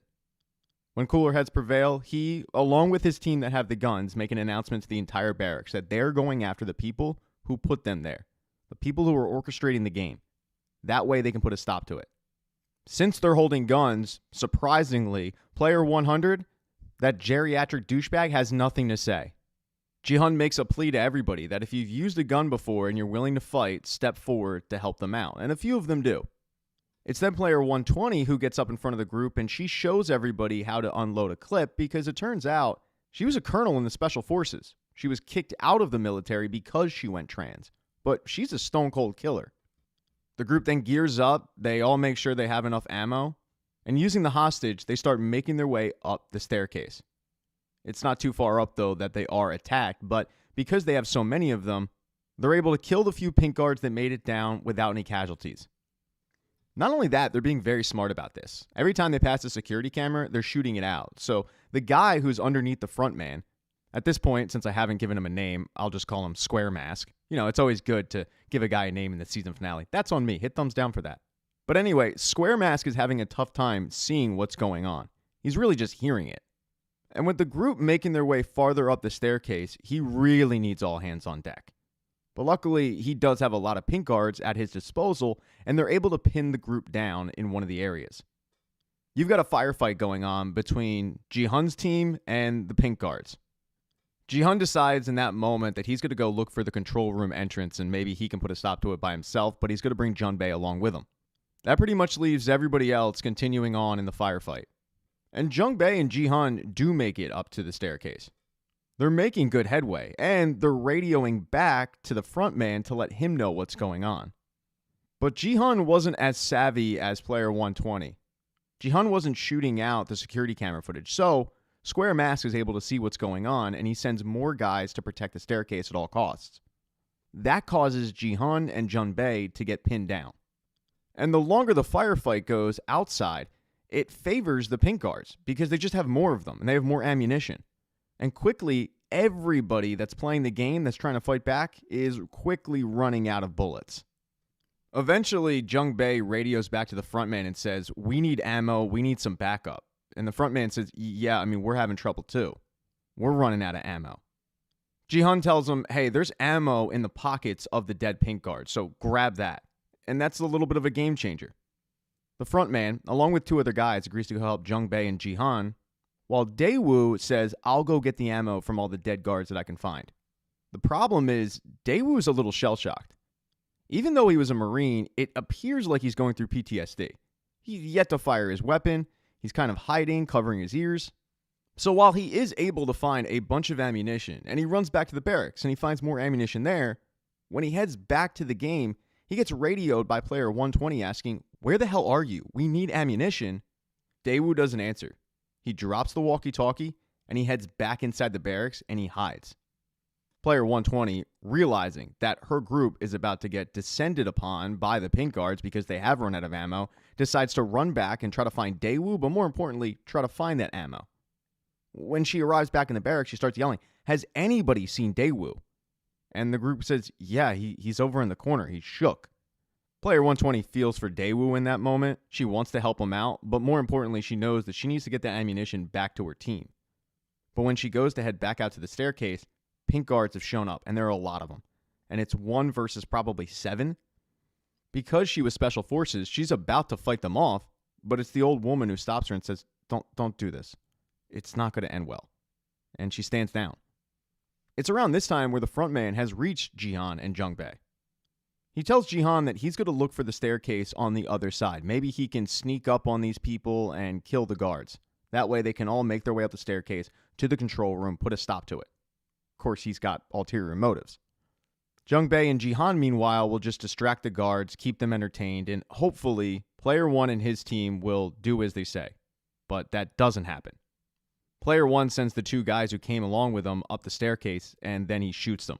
He proceeds to cover his tracks by radioing to Ji-hun saying, "I'm sorry, it's over." And then he fires a bullet, making it seem like he was killed in the process. After that happens, he switches radio frequencies. He tells Square Helmet, "Okay, let's wrap this up." And that's when the pink guards put a stop to everything. With Ji-hun and his group completely out of ammunition and overwhelmed, they have to surrender. As for people in the firefight, if they were participating, they were all killed. There is no surrender. Ji-hun and Junbei, they also stand down. And as they're waiting for their execution, down the staircase walks the front man. He asks Ji-hun, "Player 456, did you enjoy playing the hero? Well, now you're going to have to deal with the consequences." But he doesn't shoot Ji-hun. He shoots Junbei. killing him. Jihan screams, pissed off that he once again lost a friend to this game, but he's being held down by the pink guards. And then finally, it turns out that the people that were running the game didn't just have a mole inside the game, i.e. the front man, they also had a mole on the outside. It was the ship captain. While Jun-Ho and his group are in the boat during a storm, one of the members of his team gets seasick and he heads outside. But he notices that there's a light coming from one of the rooms, so he goes to check it out and he finds the captain messing with the drone, and that's really, really odd. The captain kind of brushes it aside at first, telling the guy, all right, let's just go back to bed. But then he stabs him and he throws him overboard. So the captain is absolutely working for the front man, for the game, and he's doing his best to sabotage Jun-Ho's search. And that is the end of Season 2 of Squid Game. Thank you so much for getting this part of the recap. I really appreciate it. Consider becoming a member to the channel. That would help out. I got bills to pay. But I also have merch. I have a t-shirt and a mug. I know Christmas just passed, but President's Day is coming up, and everybody likes a President's Day mug. Please be nice in the comment section. Nasty comments make me feel bad. If I messed up these names, it happens. You know, they're not Joe Smith. I'm from Philadelphia over here. I speak one language, and I don't even speak that very well. So just bear with me if I got like a last name as a first name as a last name. You know who I'm talking about. Once again, though, I really appreciate the fact you got this far, and I hope you'll be back for Season 3.